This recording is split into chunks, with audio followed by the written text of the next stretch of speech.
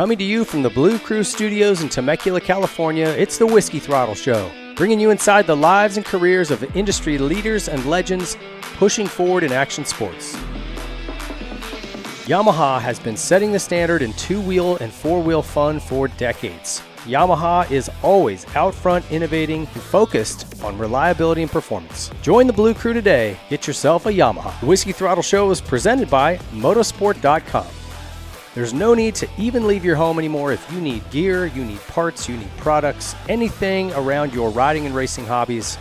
Go to motosport.com, order it up online, and it will be quickly and conveniently shipped right to your home without even leaving your driveway. Get over to motosport.com and make your next ride your best ride.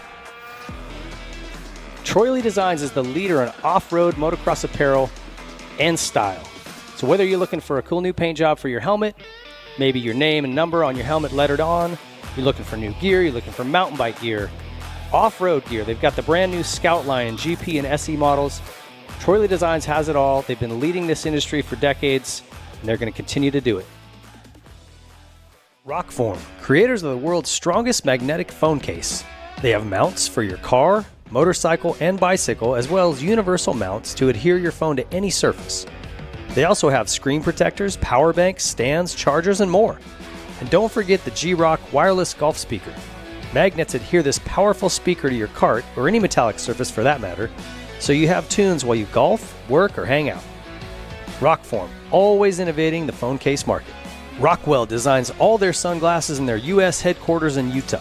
Then they are manufactured in Italy using the strictest craftsmanship standards, ensuring you get the best pair of sunglasses you've ever owned. From men's and women's designs, floatable, alloy frame, and a UV 400 rating, which blocks out 100% of UV rays, Rockwell has everything you need for you and your family. Use our code WT20 for 20% discount at checkout at rockwelltime.com. The Whiskey Throttle Show is proud to partner with El Jefe Energy. Whether we're throwing a leg over a bike to go riding or covering supercross races and nationals, El Jefe keeps us firing. Early mornings at the track, long motos, or late nights wrenching in the garage, El Jefe brings the goods and 200 milligrams of caffeine to the party. Visit eljefe.com to check out all the flavors they have available, or go to your local convenience store and pick up a can. El Jefe Energy is fuel for the fearless.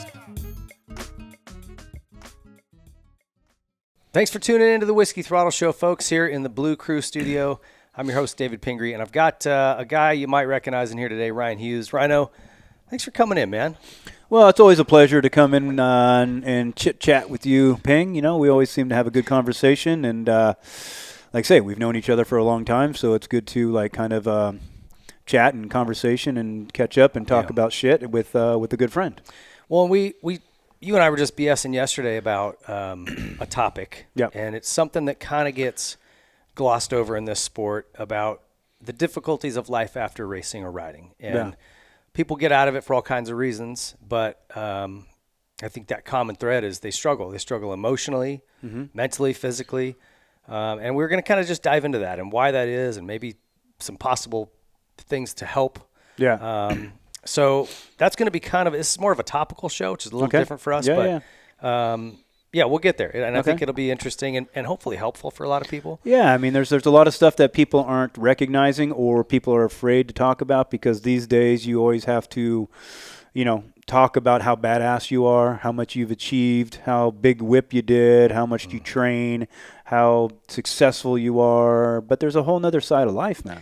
There's a whole nother side of life. It's like the Instagram culture where you only take a picture of yourself when you're looking good, right? Yeah. Oh yeah. you don't take a picture when you get out of bed and your breast's nasty and your hair's doing 10 different things. Yeah, or even when you're looking good, you take 20 photos and then get the one that looks good, right? And put a filter on it. Yeah, so that's what I tell a lot of young kids because they look up to guys and I say, "Hey," I go, "Careful. This guy's on Instagram for 10 minutes, whatever he is, but you're not looking at the other 23 hours and 50 minutes of his life." Yeah. I go, let's go hang out with this guy for a week, and I will guarantee I will show you holes in this guy that are probably much deeper than what you have in your life. You know what I mean? So everybody can put this validation out there of look at me, but everybody is a human, and that's what the thing is that you're not lonely, you're not angry, you're not this, you're not. Everybody has that in them. You're humaning. Yeah. Right? Yeah. Everybody, They're normal emotions. It's normal. Yeah. So when you say, I'm angry, I'm depressed, I'm this, I'm that, you're taking on a lot of weight that is just kind of like inherently in us all. Yeah. So just because that guy has the Ferrari and the hot chick and the money and just won a championship and this and that, he still has all those emotions that fuck with you. Yeah. You know, and that's what people aren't recognizing. It is. And so I want to dive into that. We'll kind of talk more about it. I want to catch up with you a little bit first. Yep. But let's start with the motosport.com gate drop, guys. Anything you need for your dirt bike, if you need new gear, you need parts, I don't know, something for your garage, motosport.com, you get everything you need. Make your next ride your best ride. Get over to motosport.com. I want to ask, before we get into all that kind of heavier stuff, like just what's your take is on the current racing? I know you're watching and following, and it's like the 250 class is kind of, Deegan's dominated his division. You got Cole Davies kind of looking like he's going to be the next really good Supercross kid. Yeah. And then the 450 class, of course, a great battle was going on. We got just like what's happening with Chase, what's happening with Eli. You know, some of the injuries just happen. But and what do you think is going to go on in this championship here as it comes down to really Kenny and Hunter? Well, let's start with the 250F class, you know, and we'll start West Coast. Of course, Deegan has a mentality that people don't have, you know. Does people have that mentality? I think so, but you can just see when he just has intimidated these guys, and that wouldn't happen in our day. I'm sorry, it wouldn't happen in our day. If Jeremy tried to do shit like that to us, even though he was dominating, we would still probably take him out. I would still ram him. No, dude, this isn't going to happen. Just because you're winning doesn't mean you try to punk me. You know, you don't try to be over-aggressive. Yeah. So he has that over everybody. Is he faster than shit? Yes. But why is he faster than shit and this and that is because his technique is so sound. I mean, when I watch him ride, he's technically sound and precise everywhere. Hips out, coming in corners, elbows, you know, just all these different things that I could just break down over and over and over and over of why he is faster more consistently through the track, through the race, and on different conditions and different tracks than, let's say, Levi is and all this, because his technique works everywhere. Levi's works sometimes, but then has issues in some conditions, but then has issues. You get what I'm saying? Rounded back, elbows down. Yeah, always tuck in, all these this, you know what I mean? Where Levi gets away with it, I think, where he has that flick and all that, he doesn't wear knee braces. So you see this a lot, you know, just flipping the bike around. But if he had some more movement in the middle of his body, so the body's doing this, then you would get, to me, more speed, you'd get more consistency, you'd get more efficiency. Yeah. And so you see Deegan come in the corners, boom, rotates his hips off the jump, pops his hips, straightens his legs. You know what I mean? So now you're staying lower and you're going straighter, and you see Levi, you know, seat bounce, hunched, he goes up more. Deegan goes out more. You know, same with Jet. Same with James Stewart when he was racing. You know what I'm saying? Yeah. That hip thing is huge. And so off the jump, he pops his hips when he lands. So when he lands, his hips are out. So if he does clip it, Levi's hunched. So when that bike kicks up, it's going to push the body forward. And then he's going to land maybe 2 feet down on that down ramp. With these bikes, how fast they are, 2 feet's a lot. Yeah. Right? When you land accelerating. Yeah. And that was the same with Stewart. He would land with his hips out, and he would kind of go like that. And that 2 feet would get that quad. That, you know, coming down and then getting 2 feet later and get on his only can do the triple. Oh, he sees the track different. How does he see the track different when there's 4 jumps or 3 jumps? His technique was allowing him to do stuff that other people weren't. Yep. And that's what I'm seeing Deegan. And plus, that technique of having all your joints open allow you to be so efficient on the motorcycle. So if the what if happens, it's going to be less than. Yeah. But somebody that isn't in that technically sound position, if the what if happens, you just magnified it. Same with the motorcycle. You know, to get more movement in that motorcycle, what do you need to do? You need to open it up. So you see Deegan open up a lot. When you want that bike to be, you know, not to move so much, you close it down. So you see like Levi and all these other guys kind of close down a little bit more. Plessinger. Yeah, big time. You know what I mean? And that is where you get affected so much. And so that is what I see with Deegan. 1, yes, he's fit. 2, his mental side. 3, you know, just not really have any injuries and just winning. Well, that's confidence. And 3, has a tenacity that you can't teach. To me, that's the part that's the most impressive with Deegan, because and maybe if you know somebody, let me know. I don't know of any other rich kid, wealthy kid that came from a lot of money, who's got the grit and heart that he does. He rides like he's poor. Yeah, like he's still poor. Yeah, like he makes $100 a race. You know what I mean? Nuts, dude. And you have to admire that. Totally. You know, the way he rides and the way he does stuff, I don't admire that much. You know, take this guy out, clean this, but when someone's behind him and gonna do that, he's like that guy behind. He's the tough guy behind his three friends. Yeah, fuck you, man. Yeah. When his three friends are in front of him. It just seems that way, you know, when it's coming to him. Well, we're about to find out. He's moving out of the way and all these things, but when someone's in front of him, he's just T-boning and stuff like that. So do I condone that? Nah, not so much. But the tenacity he has, you can't teach. You know, you can't teach. So he has that class dominated. Everybody else is way too inconsistent. You know, the Joe and the other Honda guy. Do you know what? Actually. David Bailey, speaking of him, which we may hear from him later, he said something to me yesterday. 'Cause I was saying how he remembers things so well, and he goes, "Because I loved it." Yeah. Because when you love something, when you love it, you learn it, you absorb it. It's like it doesn't go anywhere. It becomes you. And he goes, a lot of these guys, like, well, I'll say Joe, because Joe came on the show and flat said, he goes, I don't really love racing. It's just I'm just good at it. So I do it, and I thought it was really odd to hear that, you know, because I'm like, for a guy at his level, and it just seems crazy to me. But like Wyndham, I don't think Wyndham loved it. No. And you ask Wyndham now, and he's like, I don't really remember much from like he refuses to come on the show because he doesn't think he remembers anything. And I'm like, well, you would remember a lot more. But remember a lot more, and it doesn't have to be every story. But I don't think he loved it. Yeah, I think he did it because he was really good at it. And it became easy. Parents pushed him into it, kind of. And that just kind of clicked for me, and I thought, wow, that's crazy. And you can tell Hayden loves it. Yeah. He wouldn't be that way that he is. No, he absolutely loves what he does. He loves the race. He loves to win. He loves the competition. You know, just the tenacity. But then, again, you look at Joe, and those elbows are dry. It's a little bit different. And when you get to that level of speed, Joe can have some rides that are just like, holy shit. But they're a little bit far and few between. Well, same with him and Eli and Plessinger. You see injuries, right? Yeah, with Hayden, it's there every single race. Mm-hmm. And now you're seeing this other kid, Cole Davies. This is only his second year, man. You know, Deacons, this is his fourth year, right, in Supercross? He's got a better start record than Jet than anybody. Or D. Yeah, so next year he's going to dominate. So that kid is going to be phenomenal, I think, on a 450. You know, but this is only his second year in Supercross, and he's already doing what he's doing, and he's smart. You know, when Deegan got in front, hey, whoa, I got a championship to win. Yeah. I don't need to beat you. You have 3 extra years on me. Yeah. You know, so to speak. So I admire that. You know, when watching the race, I'm like, come on, dude, race him. But then I'm like, I admire that. That's intelligence. I'm jumping around here, but last weekend, Hunter had a chance early in that race to punt Roxon after the start straight. He came in. I'm like, hit him. Yeah. And he let him go. And I was like, you pussy. I'm like, he blew it. Like, Roxon's going to get his flow and he's going to take off.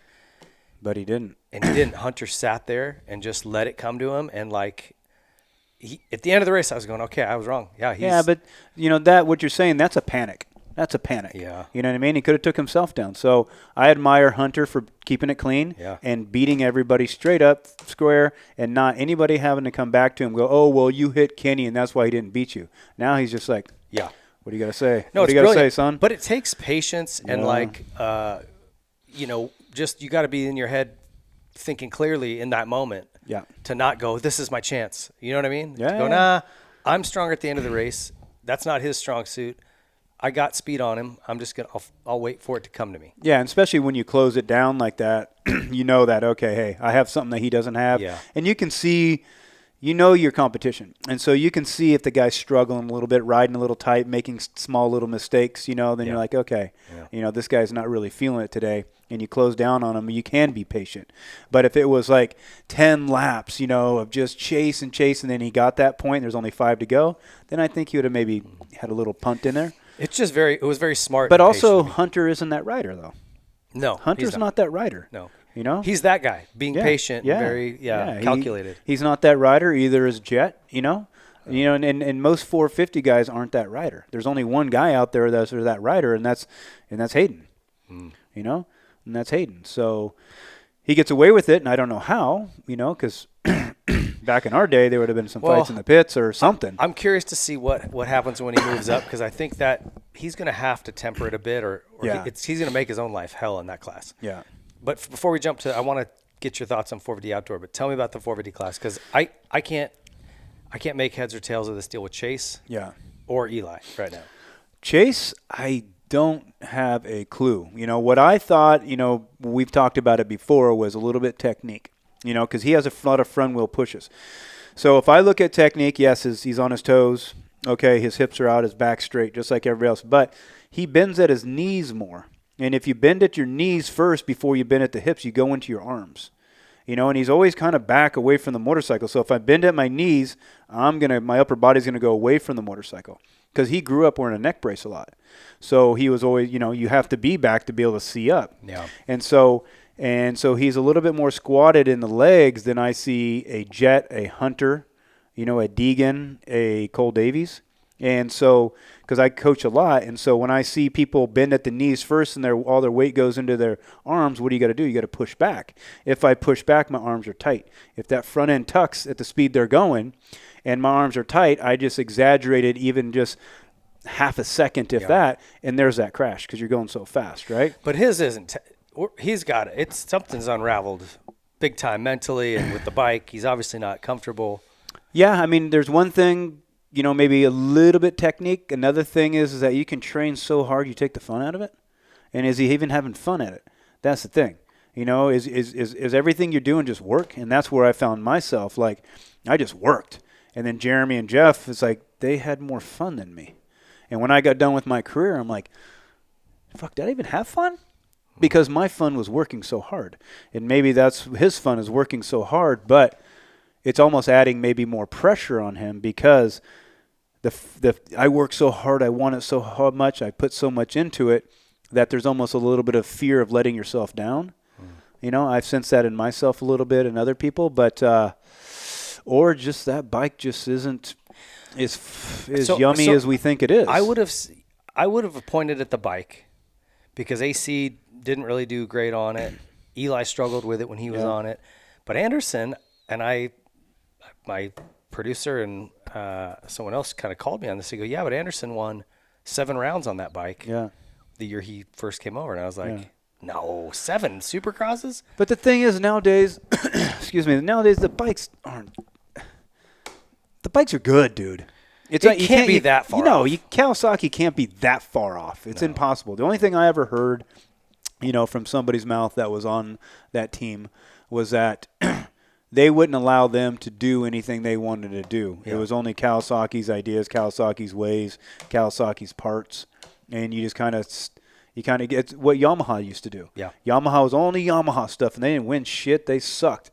Once Star got it, they're like, oh, well, let's put this Henson. Let's put this. Let's do this. Let's do this. And then, boom, that bike exploded because they opened their view. They opened up their ability to fine-tune this bike instead of it being one way and one engineer's idea, right?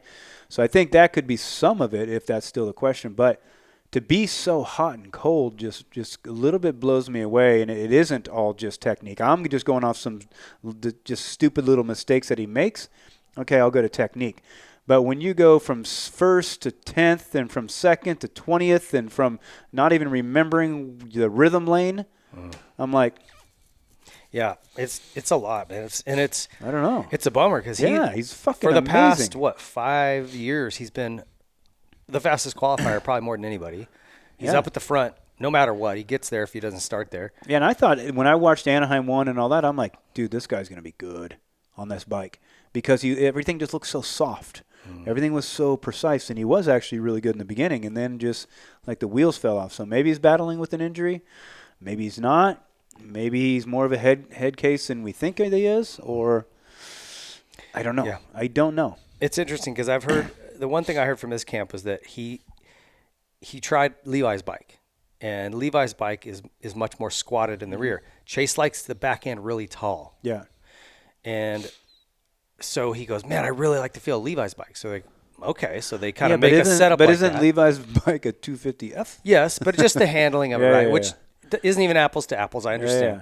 So they go, okay, well, his bike is more set, squatted in the back. So here, we'll build you a setup that's kind of similar to that. And he rode it. He goes, yeah, feels good. I just want to bring the back end up a little bit. And they're like, well, that's what you were feeling that you liked, though. Yeah, yeah. So now you're going back to the thing that I think creates the problems with the front end tucking and all that, right? And it's just this rear end height issue that he's well, maybe he fighting. just needs to go in between that. But somebody that tucks more is going to need that back end to be lower because they're getting kicked more. You know what I mean? Mm-hmm. Somebody that rides like like a jet can have his back end high because he's not getting affected by that rear end as much. Yeah. But with Chase, maybe he's just kind of lost in the sauce of what he thinks works for him. Yeah. I don't know.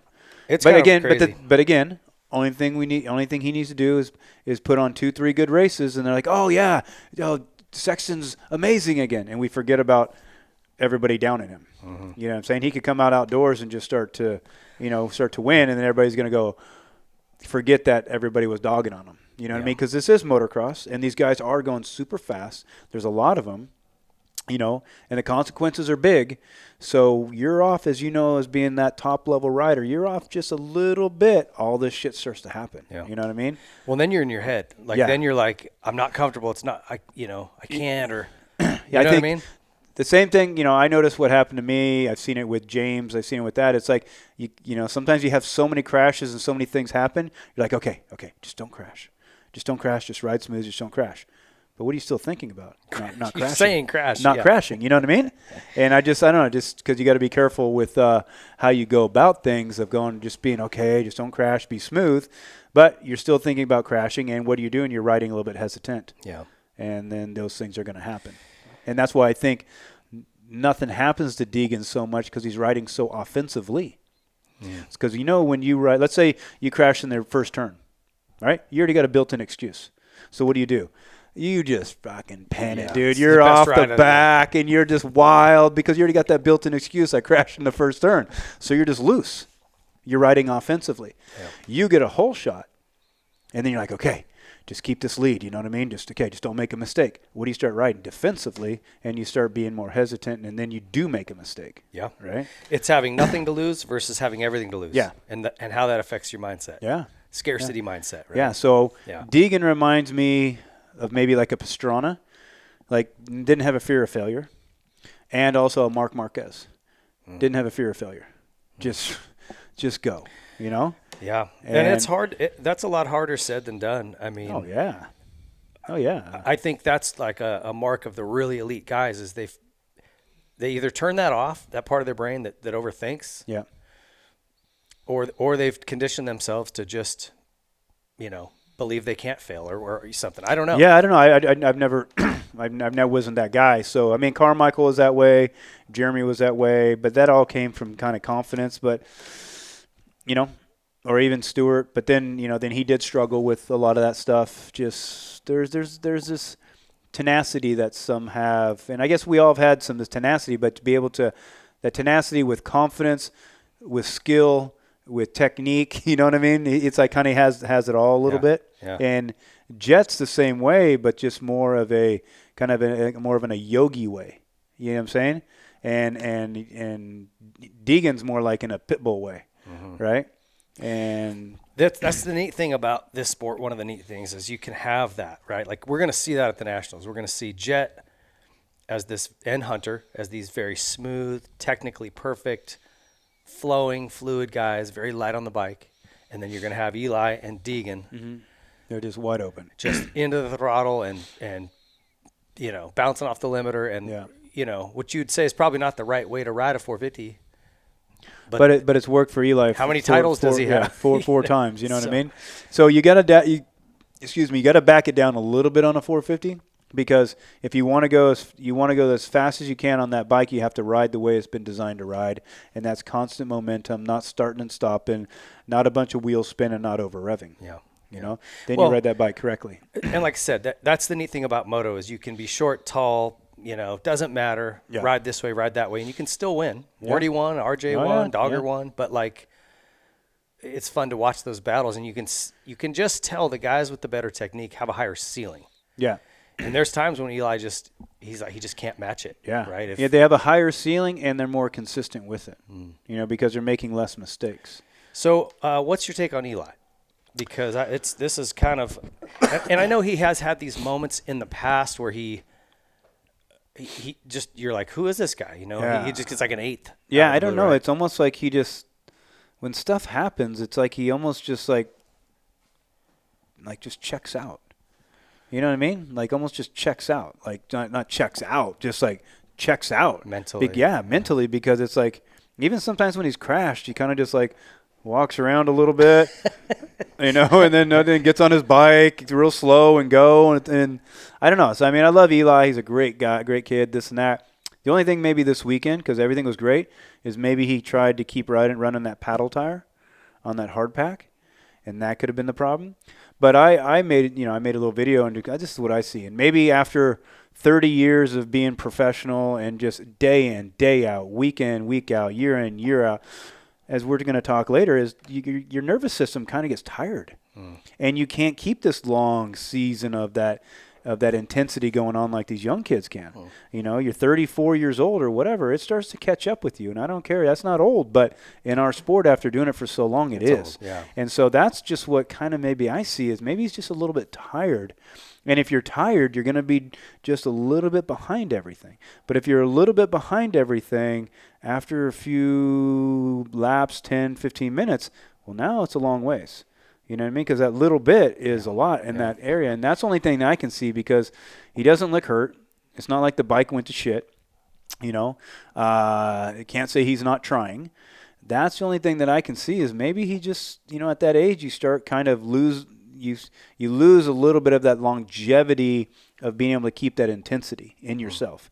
Because as you know, as we're older, it drops off big time. You know what I mean? Intensity. I'm like, dude, okay, how long we training? Like, we're going to get tired? Whew, okay. I know. So, it's just weird that he was so good early in the season, all the way through Daytona, and then still good the next weekend, even though Hunter won. And then it was just like off a cliff. And he had some bad races, and that, could be little mistakes, which he had, and could be feelings and this and that.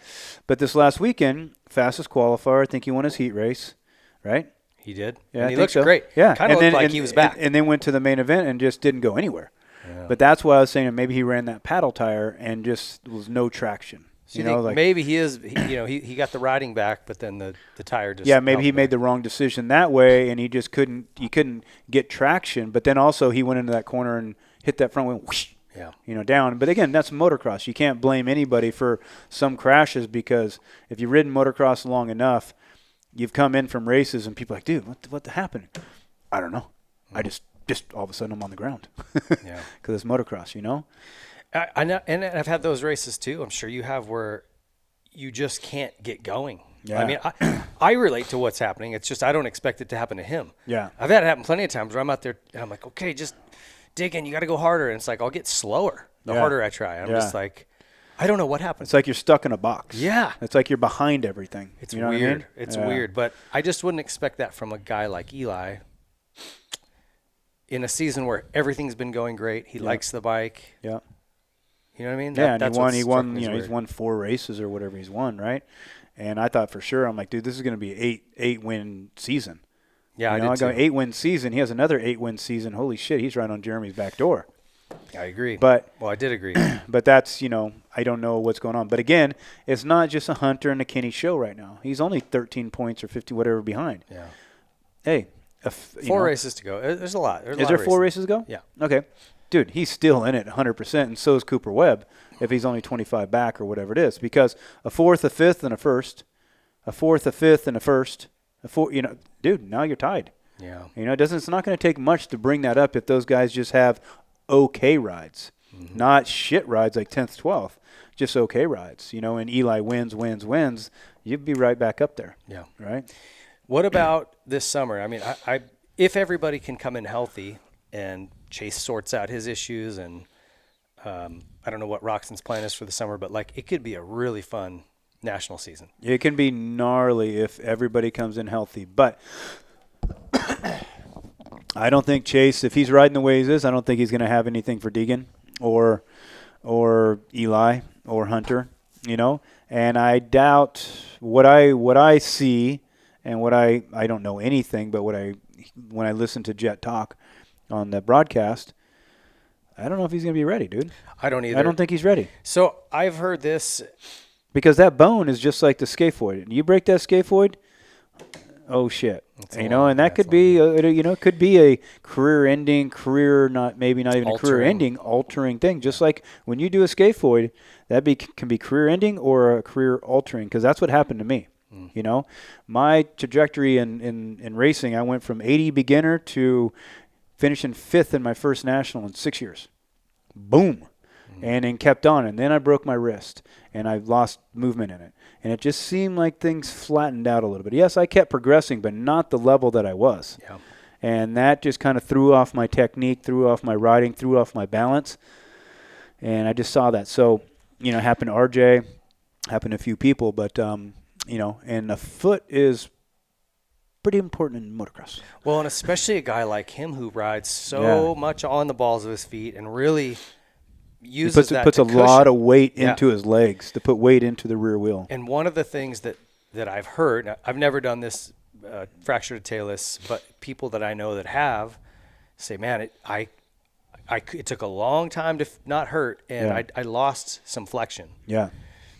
So that could change it. I mean, I don't want to be dramatic. No, and say, like, whatever, I want that guy to come back so bad because I love to watch him ride. Yeah, he's one of my favorite riders to watch. I love it, and I'd like to see that kid win. I really do, because he's professional. He does it right.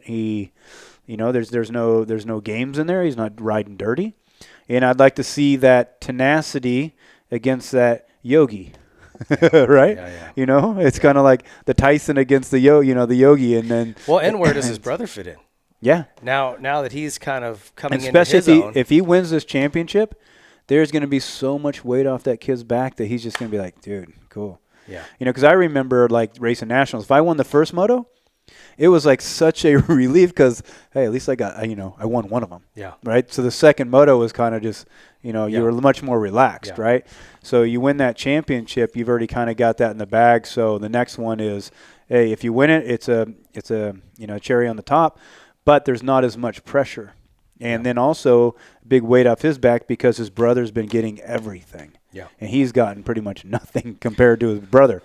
And now if he wins his championship, here comes that chest. Like, okay, I'm the man too. Yeah. And he'll go fast, Yeah, and Prado, what do you think about Prado? Because I think people are underestimating him. As good as I've seen him look now on this KTM and Supercross, where he has no experience. Yeah. And I think, like, okay, he's been to all our tracks now. He knows how the qualifying works and how it all goes on a bike you didn't like.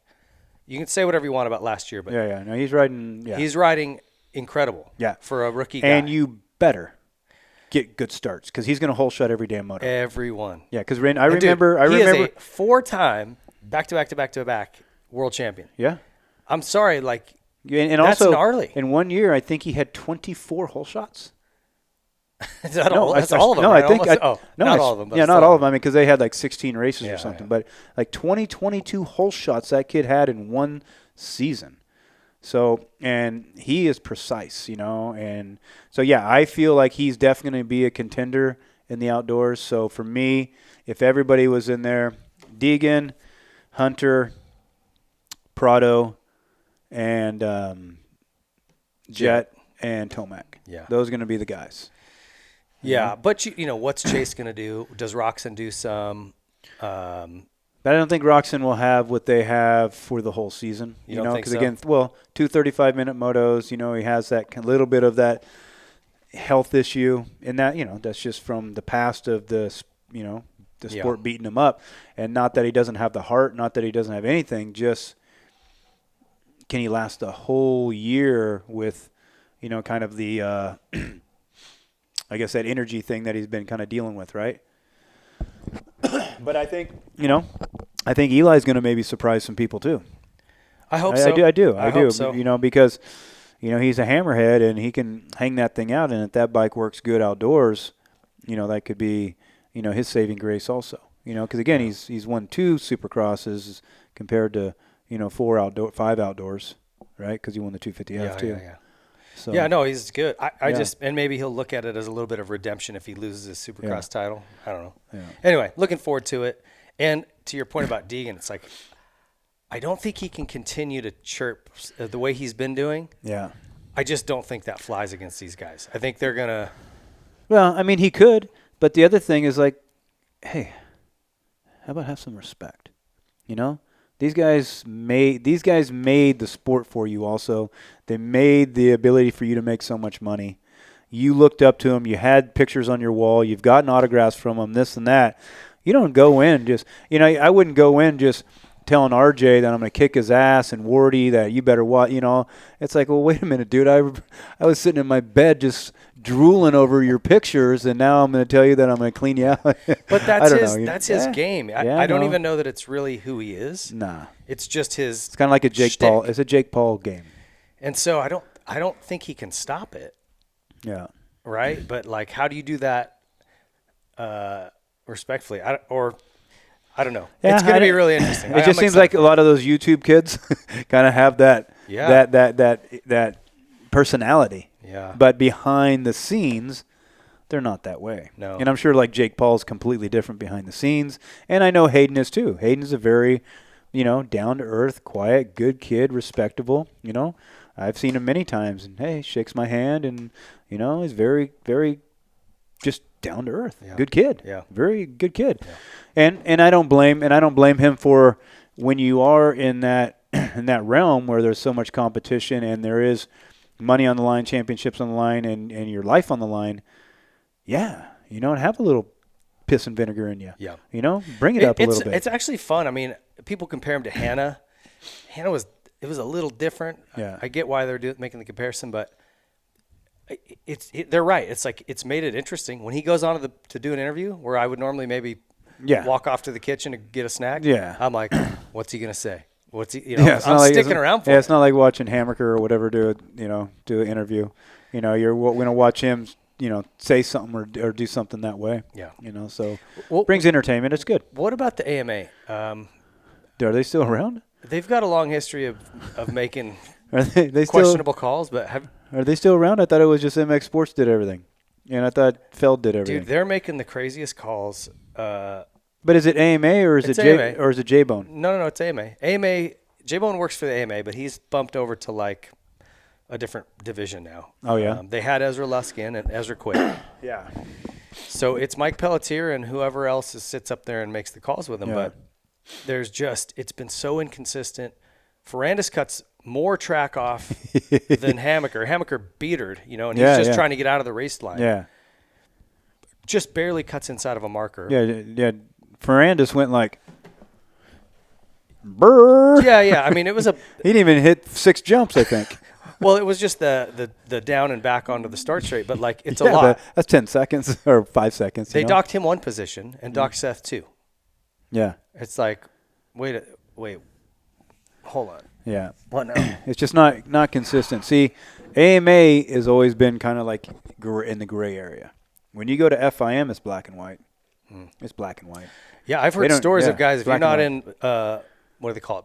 Park for Men. Yeah, hello. If you're not there, that happened to you? Yeah, dude, I missed the first moto of the 2000 GP season because my mechanic was late. Right when that clock clicked, boom, he showed up. They shut the gate. And they said, no, no, you don't race. So I didn't get to race the first moto of the season.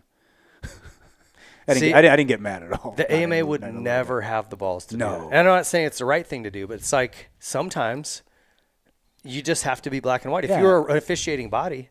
Well, if the people are putting this much money into it, people are putting the life on the line, and it's the highest caliber sport of, let's say, off-road motorcycles. You have to be black and white. You have to F1 it, kind of like black and white. You can't NASCAR it and be like, well, good old boys, what you got down here? You're gonna pay me all money. It doesn't work that way because it has to be fair. But for me, it's like they gone way overboard with this. You can't even rub to race anymore. Yeah. I'm like, dude, you're gonna lose a lot of fans this way. Making it so pussified. Because why did F1 get so popular? It's because you allowed the drivers to be drivers now. Every other word is cuss. Every other word is fuck. On Drive to Survive. their popularity went up 800% when Drive to Survive came out. But they were allowed to be themselves now. Now these guys can't even say poop, I think. You know? It's unbelievable. You're not even allowed them to be. You're not allowed personalities sell the sport. Yeah. The personalities sell the sport. Why was the 90s so popular? Because we all had personalities. Yeah. You know, and so when you don't allow people to have personalities, well, then it becomes very dull. And that's what I feel motocross is kind of dull. Like, I don't read interviews. I don't listen to kind of their interview speech because it's going to be so dumbed down. You've heard it. You've already heard it 100 times. Yeah. Okay, well, let's dive into kind of what we wanted to get into today. And I want to remind guys first, get over to whiskeythrottlemedia.com, all kinds of moto content over there. All of merch is on there, any live event stuff, golf tournament info, it's all over there. And then get over to whiskeythrottleclub.com, sign up to become a member. It's $5 a month. We've got tons of entertainment features in there. Code Red, we did one with Sean Palmer, Vicky Golden just last week. Hang Time, which is our free ride show. Gear Up, Electronic Ping, my written column. And all of our Elevate training videos live in there too. So a lot of good stuff from Rhino and Langston and Emig.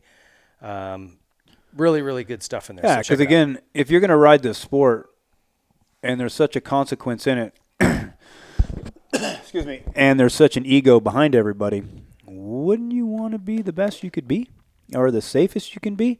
And the best way to do that is by listening to people that have already done it. And you can make steps so much quicker instead of figuring it out or trying to figure out what happened while you're in the hospital. Asking questions as you recover from that amnesia. Shit, maybe I shouldn't have done that. Yeah. Now, Rhino's got a bunch of videos, but he's got what we call the master class in there, and it's really, man, it's the foundation that every coach should start with in terms of body position and why. Anytime I do schools, I use a lot of that info just because it's so rock solid, man. It's really good. Yeah, and again, just saying, I got some shit on. I was saying something, and so I'm like, look, did I mean to come up with this technique?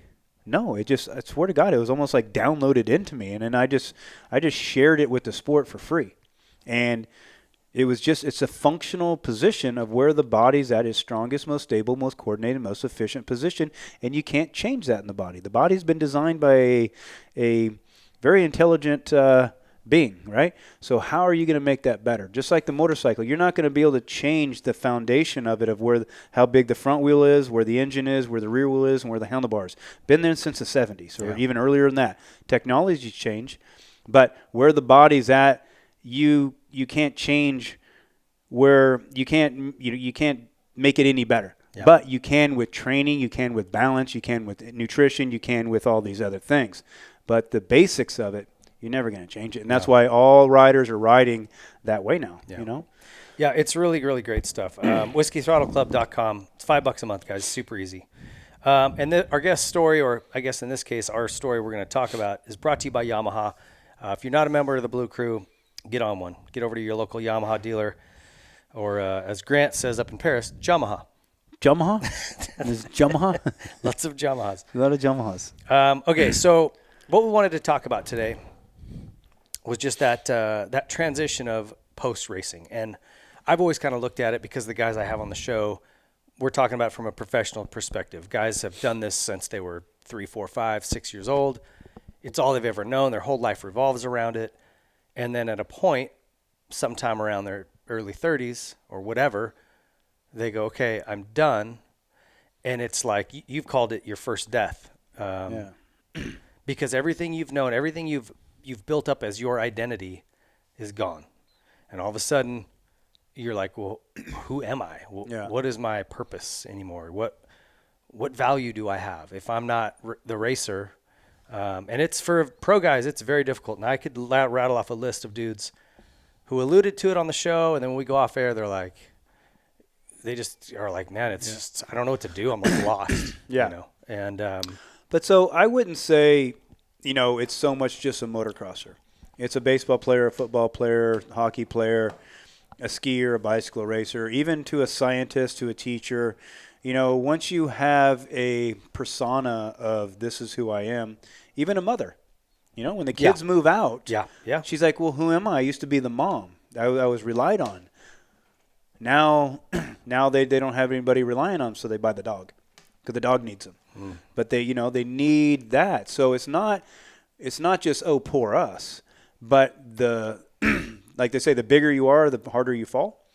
So nothing can compare to the intensity, the energy that goes through us when we're riding, when we're training, when we're racing, all these things. So I think there is no greater dopamine rush that I've ever had. Not even close, bro. Than what motocross. Not even close. And so when you're up at that level and you're at that energy for so long, and then all of a sudden it goes away. In the beginning, it's great. Yes, I can relax. I can do this. I can do that, and don't have to worry. I don't have to wake up, and I'm not sore. But then all of a sudden, real life starts to creep in, and you're like, this is what everybody's excited about? This shit's boring. Yeah. You know what I mean? And then what happens? They come back. They come back. And it's not the activity that you're doing. You're missing the energy that you were, right? You had something to wake up for, something to drive you, reward you, challenge you, and also consequences. You know what I mean? And so when that energy's gone, it's like a part of you is dead. Because most people don't want to go back and race motorcycles and be at that level and risk their ass. But there's just something missing. Yeah. There's something missing. Yeah. And it's that energy that just drove you, that energy that just rewarded you and excited you and made you feel like you were more than the rest of the world. And then also the whole world revolved around you. Yeah. If you have a woman, everything she did revolved around you. She had to cancel appointments and this and that because you had to go train, you had to go ride. Now, babe, we're not getting married till after the season. Yeah, now you're not that guy. You're like, you didn't take out the trash. Like now you're just a normal dude. Yeah. And it's hard to kind of swallow. So I'm not saying that poor us. I'm just saying that the intensity that we lived at, the energy that we were so used to was kind of like took the air out of. Yeah. And like I say, we don't want to go back to racing, but it's a part of us that's kind of dead. So now when you are in that point, you start saying the poor me, and then you start looking for things to kind of like replenish that. Well, those girls look pretty good. That gambling's kind of fun. That's risky, or hey, then you start to maybe even look at how do I cover this up? A couple of drinks ain't going to hurt. Billy, he smokes, and he seems pretty cool. Okay. Then you try to maybe find things to cover it up, and then you find out that doesn't work, and that takes you the wrong way. And then you chase something else, and you chase to try to be successful and all this stuff, but it's never going to live up to what motocross does. And so I've spent many years of just going, what in the world am I going to do? Like, there's nothing motivating me. There's nothing motivating me. People are like, what are your goals? I'm like, I don't know. I've been successful. I've made money. I've been the top of a sport. I've been healthy. I've been fit. I've been all these things. So what, I'm going to go redo that again and be satisfied? Yeah. To me, the satisfaction, to be satisfied comes in the point of being content with it. Not trying to replace it, trying to be content with it. Because people is like, hey, do you ride it? Do you ride now a lot? I'm like, dude, I never even think about riding. I never wake up in one day and go, I want to ride. Never. Really? So I've learned to be content with it, and that has been satisfying. Instead of trying to find a way to replace it or, cover it up. Yeah, I like a little tequila and this and that, but you get what I'm saying. It's not. I'm not losing myself. Habitually. I'm not losing myself to try to cover something up. Well, and I think it's important to note, like we talked about yesterday, is I always look at it from that pro athlete perspective. Yeah, because that's who I'm talking to. These are the stories I've heard where I'm like, man, this is a really common thing. And I was lucky because when I quit racing, Davey gave me a job, and it was in the sport. I was getting bikes for free and still going and doing races. Like, it was this very easy off-ramp to where I've still been in the media. I still have bikes. I still ride. Yeah. But with this knee now, like, I don't know, man. I'm definitely done. Yeah. Well, that's why I was. That's why I don't ride. I don't ride motocross, But it's, my point is, this isn't just pro guys. No. This is just, you could have been a plumber and you've just always loved moto. You go out with your buddies on the weekends, and every Saturday you guys ride, and maybe you got hurt, or you had some financial hard times, or your arteries are finally clogging up or whatever. Yeah, or you just got you got maybe a little bit wiser and said, you know what, I don't want to risk myself anymore. That's fine. You made a very smart decision. But that energy. How do you energy get it? Yeah. that you, because this sport is ruled by vets. Why? Because it's an escape. When you're riding, you're not thinking. You're almost in a meditative state. That monkey mind of stress, of bills, of employees, of wife, of kids, of this goes away. So it's almost like you're going to a therapy session. Totally. And that's what a lot of people say. So it doesn't matter how good you were, what you succeeded, or even if you raced. If you've done it for so long, you are that energy of being a racer. Or the guys that were good and put a lot of time into it, but then had to cut it short because dad lost his job, they got hurt, or it was time to really find a job, or they got some girl pregnant and they stood up and said, hey, I'm the man that did it, so let's make a family. And then so once all that starts to happen, you're now it's still not as exciting, or that energy isn't as powerful as what you're living in life. So there's always going to be that what if. There's like something missing. Yeah. Yeah. And so I know every single top rider that I know has struggled, and there's a lot of racers or people I talk to, of course, that say, man, motocross is just so hard. And I say, I go, wait till you quit. then you're going to see what hard is, man. Well, you know what I mean? Especially when you let me bring this guy in here. This is somebody who I was wondering. I thought, damn, can maybe give us a little more perspective, and understands what it's like to be able to lose the ability to ride. It's one of my childhood heroes and good friends. Do I know who he is? David Bailey. Do you know who that is? David Bailey.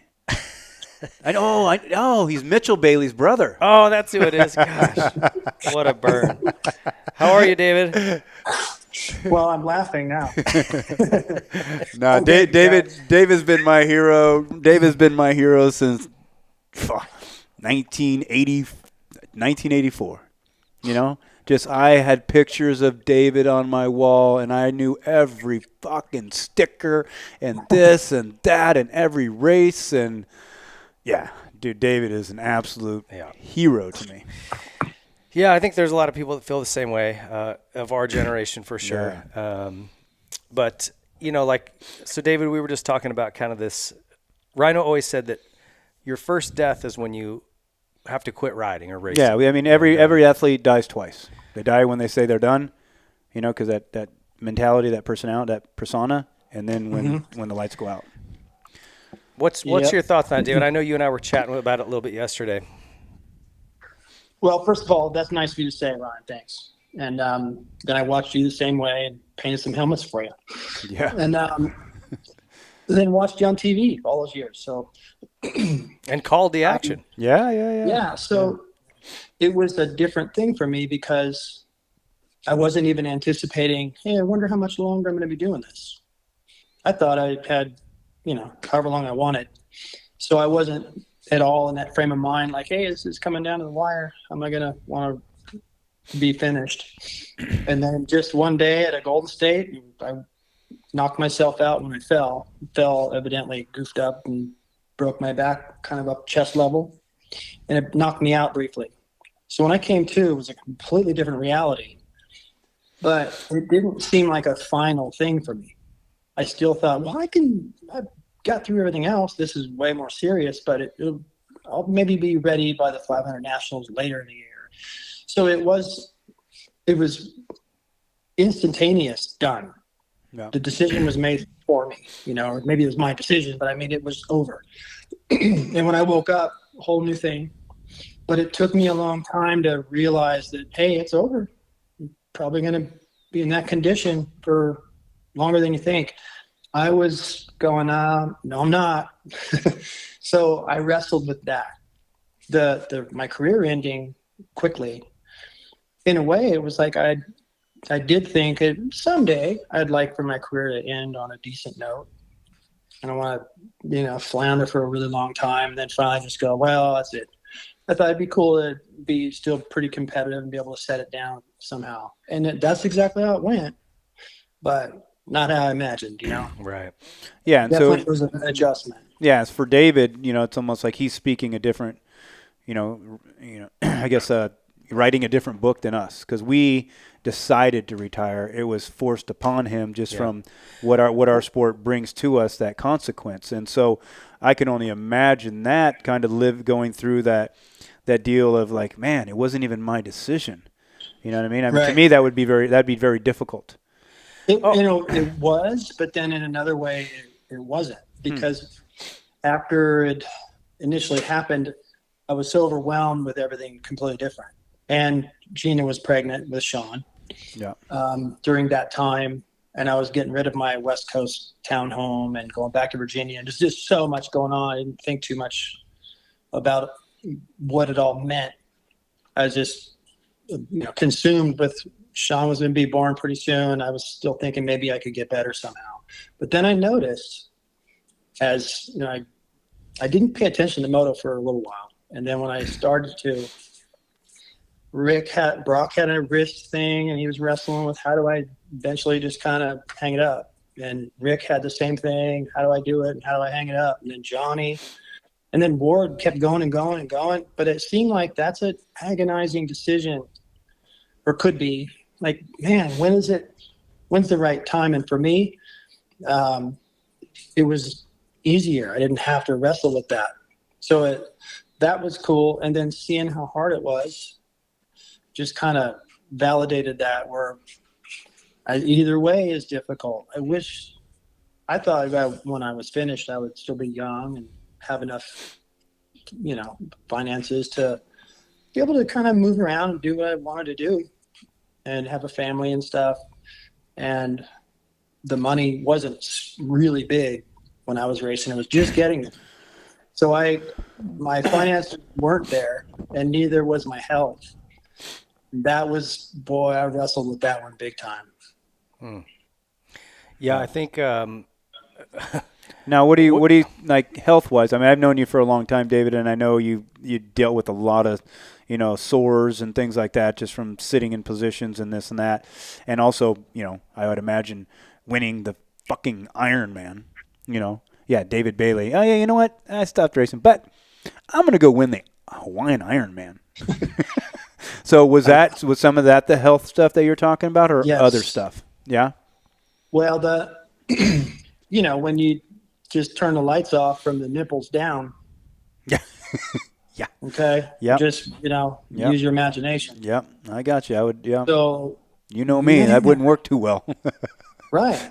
So that was tough, and it wasn't just me. Yeah. I'm like, okay, Gina, that wasn't what she was looking for. We were just married like 4 months. Yeah. We were together a couple of years first, but I recognized how difficult that was going to be for her and some people around me, especially early on. I was I'm going to make it, I bet. And they're like, I don't think so.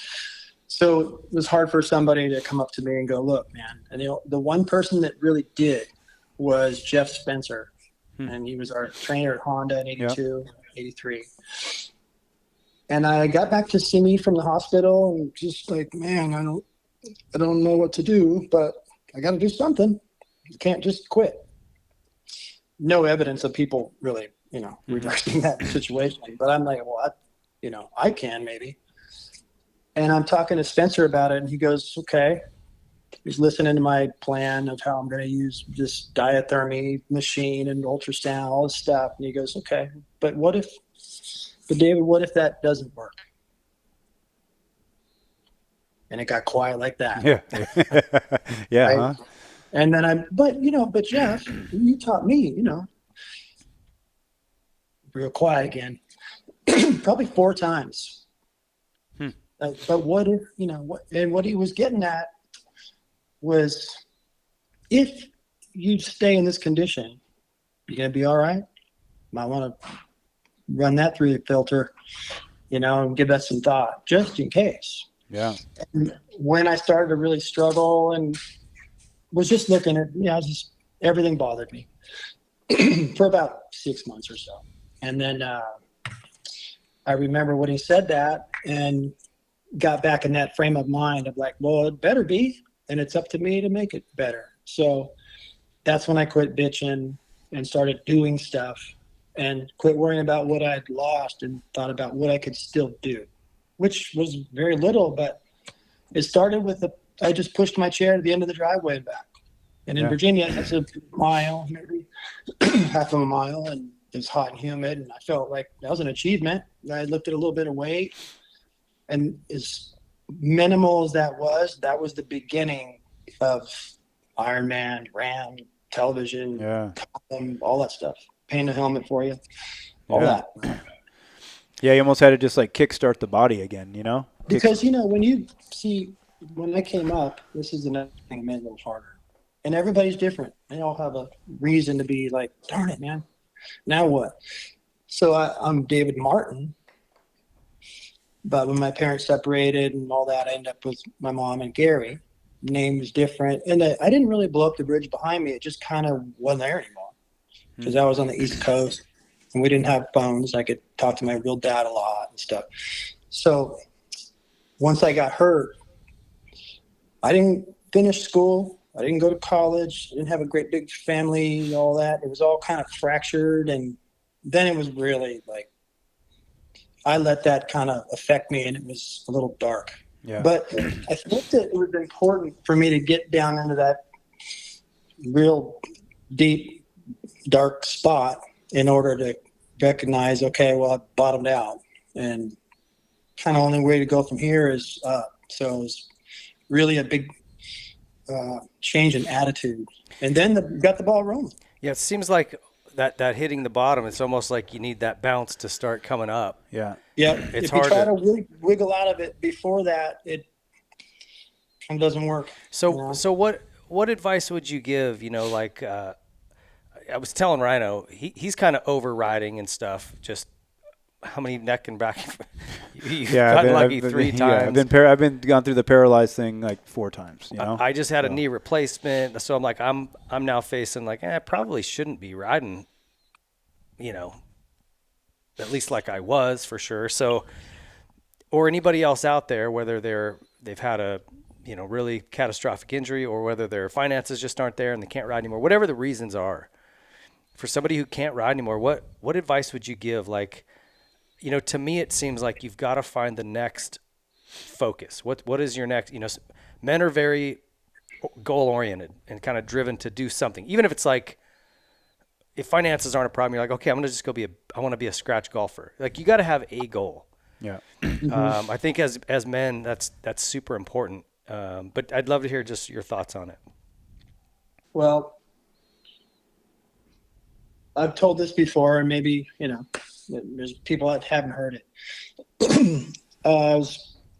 Everywhere I looked, it was like, I don't want to do that. People were like, you can play wheelchair basketball and tennis. And like, really? So I didn't want to be disrespectful to people's suggestions or anyone that was in a chair already. But I hadn't seen anything that really got my attention until I decided, hey, let's move to California. Gina was already living here in Carlsbad with some friends and stuff. And so she's like, yeah. So we came out here, and I was working at JT Racing, the original one. And John Gregory knew that he helped me a lot too. But he kept an eye on me, knew I was doing pretty good. But there was this other guy in a wheelchair named Jim Knopf. He was an actor. He's on Happy Days and Fall Guy and bunches of commercials. And he'd won the Boston Marathon 3 times by the time I met him. And he was in John's office in an office chair. He wasn't sitting in his chair. Handsome dude. They're talking business.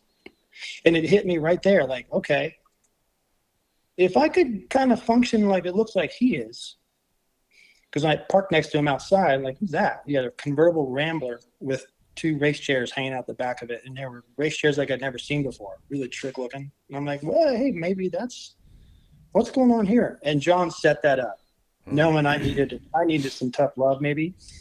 And Jim just pretty much was like, Bailey, you're going this way, and you need to make a U-E and go that way. And the way you can do that is quit whining and worrying and thinking about what you lost and what you can't do. I've been hearing a lot about what you can't do anymore. I'm here to tell you what you can do. So it changed my thinking. And I had seen a movie that was this is a stupid movie, but it got my attention in one part. It was called Joe versus the Volcano. The brain But cloud. what's that? The brain cloud. Yeah, with Guy was dying of a Tom brain Hanks cloud. and Meg Ryan or whatever. Yeah. And so he's got to jump. He's got to sacrifice himself in a volcano or whatever.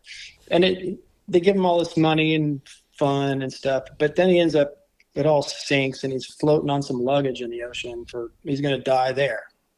And he looked at the moon, it's all kind of hallucinating and it's gigantic. And he realized, like, man, it's over. And shoot, it's too late to do anything about it. So I thought right then, I was in that frame of mind going, all right, if I knew how much time I had, or if I had 5 more years or a year or whatever, my birth certificate had an expiration date, I'd get to work. So that's when I started painting and drawing, got the job from John to move to California, and then I got a call from TV and the ball started rolling. So I had to change from, man, I used to be able to do this and that, to, well, forget it. Forget it. Focus on what it is that you could do. Even if it's not something you would have picked, it is what it is. So I ended up stuffing myself in one of those race chairs and lining up right behind Kanab in the Boston Marathon on the second row. And there's like 10 rows, 100 guys, 12. It's a big race. And I thought, man, when I was in the hospital still, right when I got hurt, there's some visitors in my room and there was this news clip on the TV and everyone's like, hey, look. And it was the Boston Marathon, the start. And it was a highlight. But Kanab, of all people, I didn't know who it was. He was trying to get around a manhole cover or some little bump in the road and kind of in the rain. They're doing like 40 on this downhill.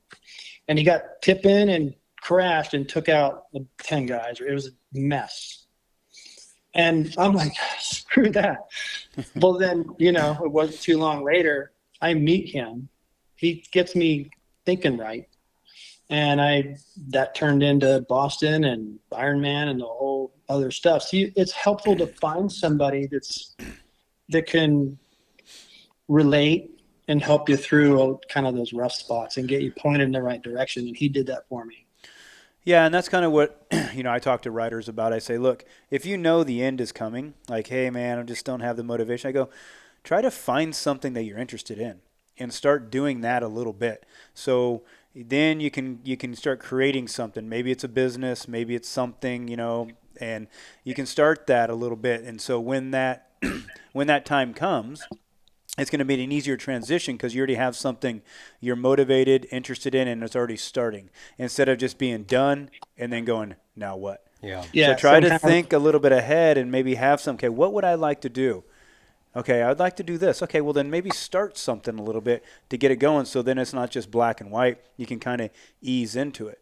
But another thing that I battle with a lot too is the residuals of racing so long.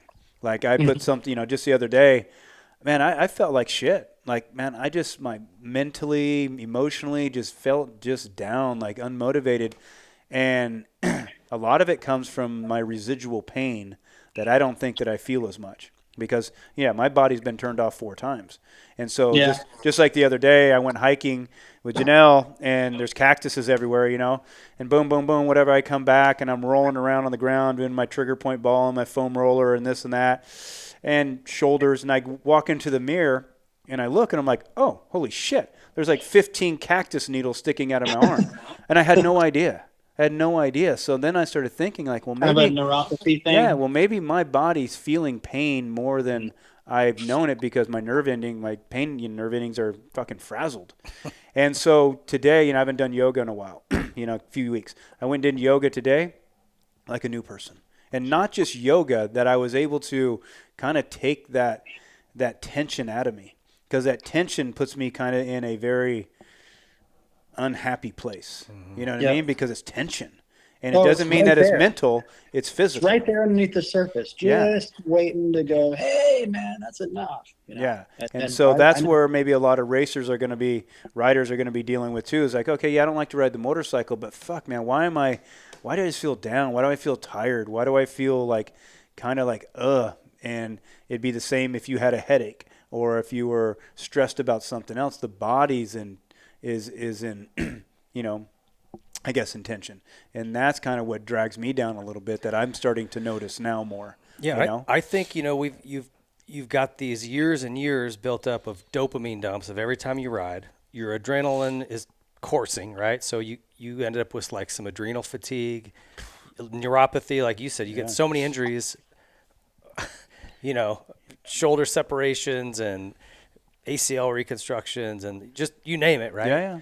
And you end up not much, you know, 50s, in your 50s, boy, it starts to really come unraveled. Yeah. I mean, I wake up in the morning, you know, and I'd get out of bed. I'm like, holy shit. Mm-hmm. I'm like, what did I do something to my feet yesterday? I'm like, did no. I crash in my dream? Well, and another thing we talked about. Did I crash in my sleep?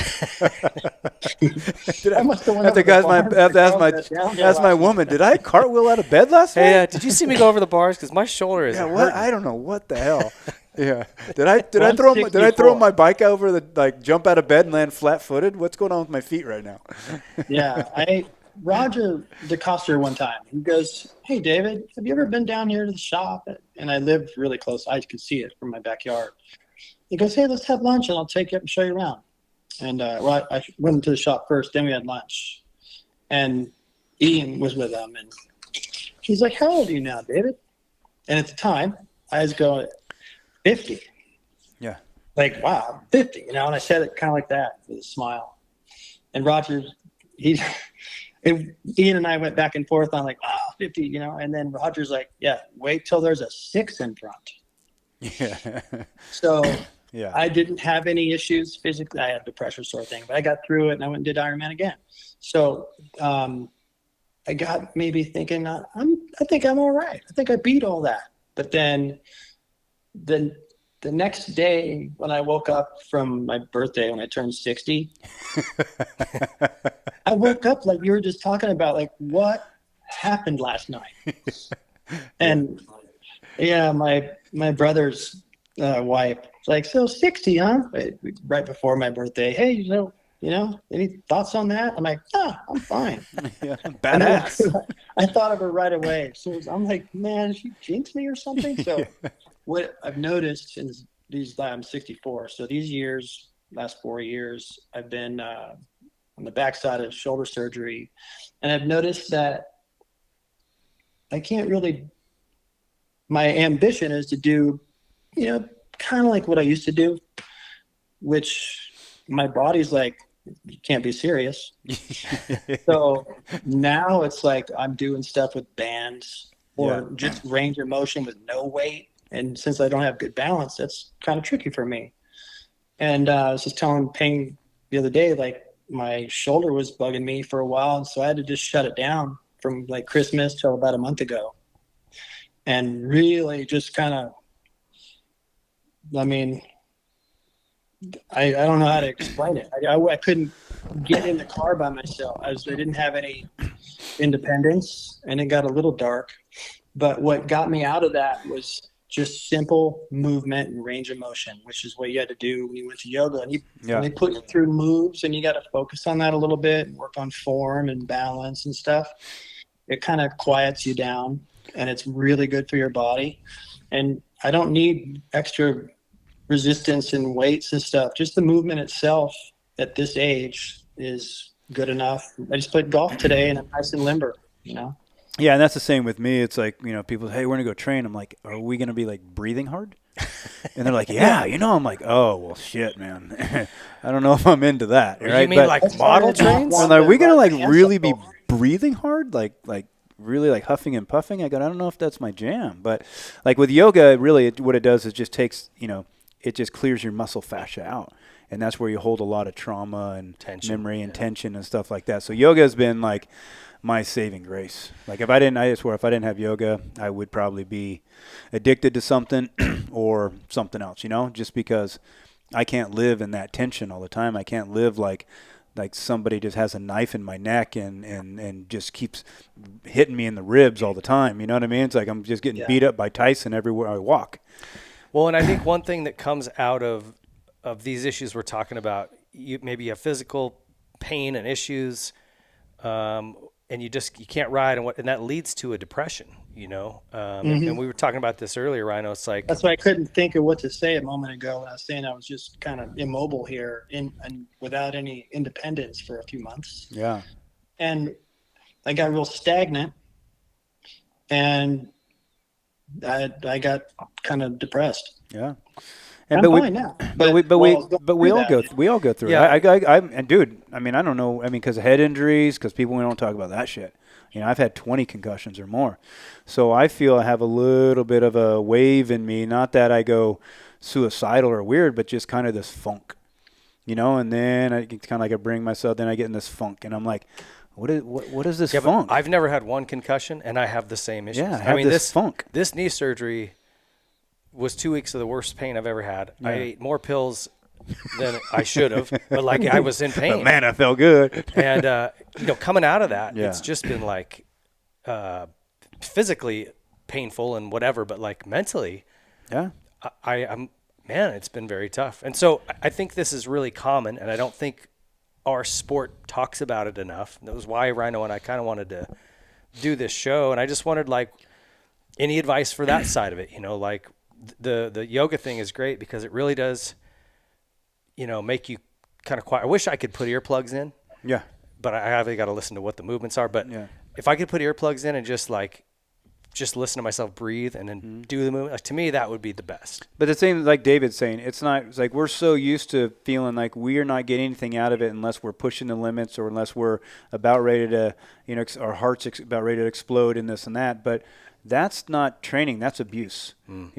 Hiking, yoga, walking, like David's saying, bands, you know what I mean? You get to a point where you can't, like for me, yes, I can lift heavy weight, but what if I do? Dude, I'm screwed the next day. Yeah. So I got to be very careful on how hard I train. If I train too hard, I'm sore as shit. If I don't train enough or move enough, I'm sore as shit. Yeah. So it's kind of like this just balance here. But what I want to make sure everybody knows that is listening to the show, if I had to do it again and go through all the same shit I'm going through, I would do it again, and I'm sure you would, and I'm sure you would, David.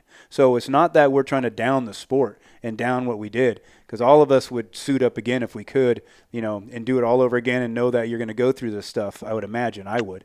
So the sport that we did and the activity we did is like nothing will ever compare to it. But what we're talking about is the residuals of it where everybody's going to be kind of going through or dealing with or not even to that point yet, like the Villapotos and the this, and hey, it's coming. It's coming. I only can imagine what Pastrana's going to feel like. Holy shit. Yeah, I know. I think he's learned that he's got some pain, I think. Yeah. Just follows him around. You got a whole crowd of, pain. So he just stays busy, and he's able to physically. Yeah. For me, like if I was going to just look at a menu of stuff to do, I got to cross off about 90% of it. Yeah. Yeah. So then that last 10%, it's like, well, I really want to do some of that. But if you're open-minded and it's okay to just kind of, be content a little bit. Yep. It'll come around and it'll get your attention some way to where you'll realize, hey, you know what? That's good enough. Let me just make sure I stay consistent with that because that puts me in a good frame of mind. I usually look forward to it and never sorry I did it, but I usually regret having not done it. Yeah. So some days this is funny to say sort of, but I'll just take off from our place here and I'll just cruise down to a path there by Old Town Temecula. And I'm just like in socks. And I think one day I took off and I didn't have a hat. My hair's just going which way. And Ivan Tedesco takes that route when he goes home. I saw him once and I'm like, oh, hopefully he didn't see me. Yeah. Another time he slowed down. David! I'm like, oh, crap. So it's important enough for me, regardless of what it looks like or how fast I'm going, or how ridiculous it may look. it's important to get out there and do that. And if I Yeah. don't, I regret it. When I do, it's better for me. So regardless of how cool it is or how intense it is or how far you go or how high you climb, all that, as long as you just keep moving, then that usually puts you in a position to be able to do whatever may come along as an opportunity. But if nothing comes along, then at least you're going to be able to move and not start getting problems coming up on you that, were going to happen as soon as you let your guard down a little bit. Yeah. Yeah. And I want to say one other thing too is, if you go to a doctor and you say, hey, I'm just having some just depression. I just seem like I'm in a funk. I can't get out of it. They're going right to pills. Oh yeah. And they're going to want to put you on pills. And I can't discourage people enough against those. There is nothing that those will do that, like you just said, getting outside and getting some exercise, just being with friends and family, man, don't try to just cover it up with pills, because it's not. So here, my biggest on thing that is my biggest on thing. that exact thing, just wanted to, before I forget. Yep. Gene and I played this is just a 3-part course, fun. And I finished the front 9, and I see this guy, he's my age, maybe a tad older, and he's in like a powered chair, like a 4-wheeler one. And he's just kind of sitting, he can function, but he needs that to get around. And he's right there. I'm like, oh, is that a friend of mine? I thought, no, it's just some guy. And he's like, hey, I just want to tell you, good job. I come out here for therapy. He lives there, in that place, maybe a trailer, but he rides down there and watches golf, and he loves just sitting there. It's beautiful. And that's therapy for him. He gets outside, and he got an epidural for some reason, and it went sideways. And now he's screwed up. Wow. So can you imagine, that's no fair. Yeah, I mean, you didn't even do anything dangerous to get that to happen. You know what I mean? At least, But I'm thinking, at least you have a story behind it, or whatever. I don't know how long, but it seems like he's been in that condition a while, looking at his legs and stuff. And he's okay with it, being able to get out and just talk to people. And he was really stoked when he saw me hitting. And then I had to hit one in front of him on the back 9. I'm like, oh, shoot, well, hopefully I can. And I drilled right to the green. I looked at him like, yeah, that's how I always do it. Yeah, it's just born to do this shit. Now, that's what I always tell other people. Hey, when you're in a funk, because usually when you wake up is the dark hours in the morning, the mind clicks in what you have to do, what you don't want to do, your past, all this stuff. And then if you sit there, here comes that hamster wheel, and you'll just start getting yourself in a funk. I always say, hey, go walk it out. Go walk it out. Nature, the sun, and walking it out, of course, David, hey, rolling it out, whatever, but just getting out of that headspace. Yeah. You know what I mean? Mm-hmm. Once you feel that feeling, because I can feel the feeling start to come up in me before it clicks into my mind. I'm like, out of here. And I just got to go do something, not even crazy, just I go walk my trails. I walk it out. That first thing I built on my property was a trail. Mm-hmm. Why? So I could walk it out. Because that's a little bit of my therapy in the morning without, just kind of letting that hamster wheel start. So same thing as like David's saying, he just gets out there. And that's the biggest thing is just show up. Yeah. You don't make everybody's, fuck, Ryan, you're so motivated and this. I go, you know how many times I don't want to do this shit? But I just show up. You're disciplined. I just show up. I show up, and then the motivation starts. You know what I mean? But half the time I'm like, oh, my God, I got to lift this weight. I got to reach. I got to reach for something. Yeah, that would be my advice for people. It'd be like whatever's happening. It's not just going to show up. Probably, it might not just fall in your lap. You got to take a step, some direction. You got to engage and be willing to and then it kind of starts to work. But if you sit around and think, when and I wonder what, you start thinking about it rather than just doing it. It's way easier to do something than just sit and think about it. Yeah, and if you're not sure about what to do, what direction, it's just take, like you said, take the first step. It's like riding a bicycle. You can't steer it when it's not moving. So start pedaling, and then you can, choose a direction as you get rolling. But I went to the end of the driveway and back, and that began a complete thing that I look back and go, man, did I do all that? That's amazing. Yeah, and I think one thing that one suggestion I would give too for people is we tend to, when you get into that depressive state, and I'm speaking just from my own experience, it's like you're being very self-centered. Yeah. If you can turn it and go, how can I help? Let me go do something for somebody else. Let me help somebody. Let me go to the track and train a kid, or let me, whatever the heck it is, right? It'll spin your perspective around. It'll change your mood. Oh yeah. Because when we start looking at ourselves and go, me, how poor me, my knee, or this or that, it's like you'll dig yourself into your own hole and cover yourself up. You get the poor me's. Yeah. You get the poor me's, and when you can give, then it's like you're letting the light out in you.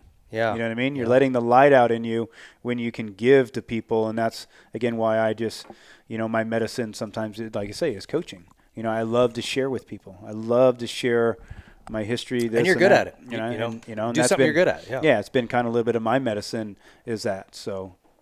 Yeah. It's when you take the emphasis and the concerns off of yourself and this look around, you'll notice that, well, first of all, I'm not alone. Everyone's got some kind of wrench. And then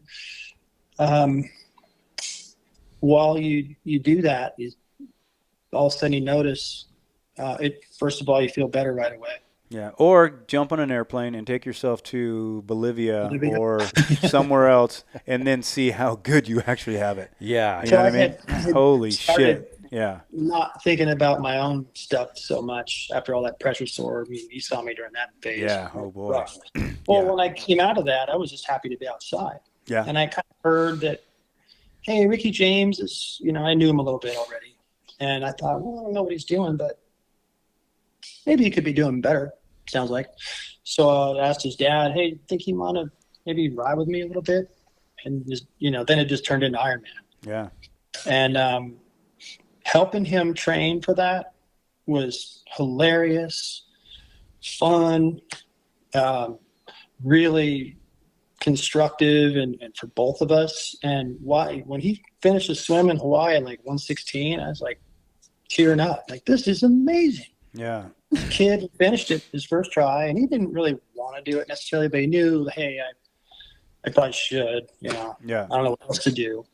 And then he enjoyed it enough he wanted to go back later with a better attitude towards it. And I think he did about 7 or 8 of them. Wow. Did you really? More than I did. Yeah. Yeah. I think he And did. like Didn't you just do another one? Yeah, in Sacramento. So it's kind of like a reset. You get through a little period in life where you're like, can I get back to like the time when I was functioning good and I had a good frame of mind and so some people go back to, hey, I'm going to run a half marathon or whatever. And it just takes a little bit of a goal, which is something to look forward to. And I've heard said that's the definition of happiness. Yeah. Having something to look forward to. So if you don't have that, then, get creative. Yeah. We'll come around. Hey, I think I saw you guys training. I was swimming laps up in Tuscany Hills, and you guys came up and swam. Do you remember that? Yeah. That was with Ricky, right? It was with, he's like, hey, I want to see how fast I'm going. And he needed a reference because we'd swum together before. Yeah. And so he'd gauge off what I was doing and kind of know where he's at. And then, he's trying really hard. And so then I had to try really hard. I was like, gassed, but I'd always try to stay with him or touch ahead, not to beat him, just to keep him kind of motivated. Yeah. Let him know that while I was telling him I could also do it. And I think you and I, Payne, we go back and forth like twice across that pool underwater? I think we were trying. I don't remember how far we got, but I would always try to do that at the end of the day. Oh man, I was about to die. I wanted to go the furthest. Imagine that. Yeah. Moto guys. Yeah, huh? Bunch of We're idiots. motocrossers. We're drowned in the pool trying to hold our breath longer. Yeah. I just did an interview with. You guys remember a guy named Scott Tinley? Yep. He's a triathlete. Yep. He was like one of the top guys, and he just read a book called Rehab. And it talks about this. And so he's been, retired for a while and had some ailments and heart stuff. And he knows me a little bit and a bunch of other people. And so I'm just getting into it, and it's really interesting to hear other people's how they dug out. Mm-hmm.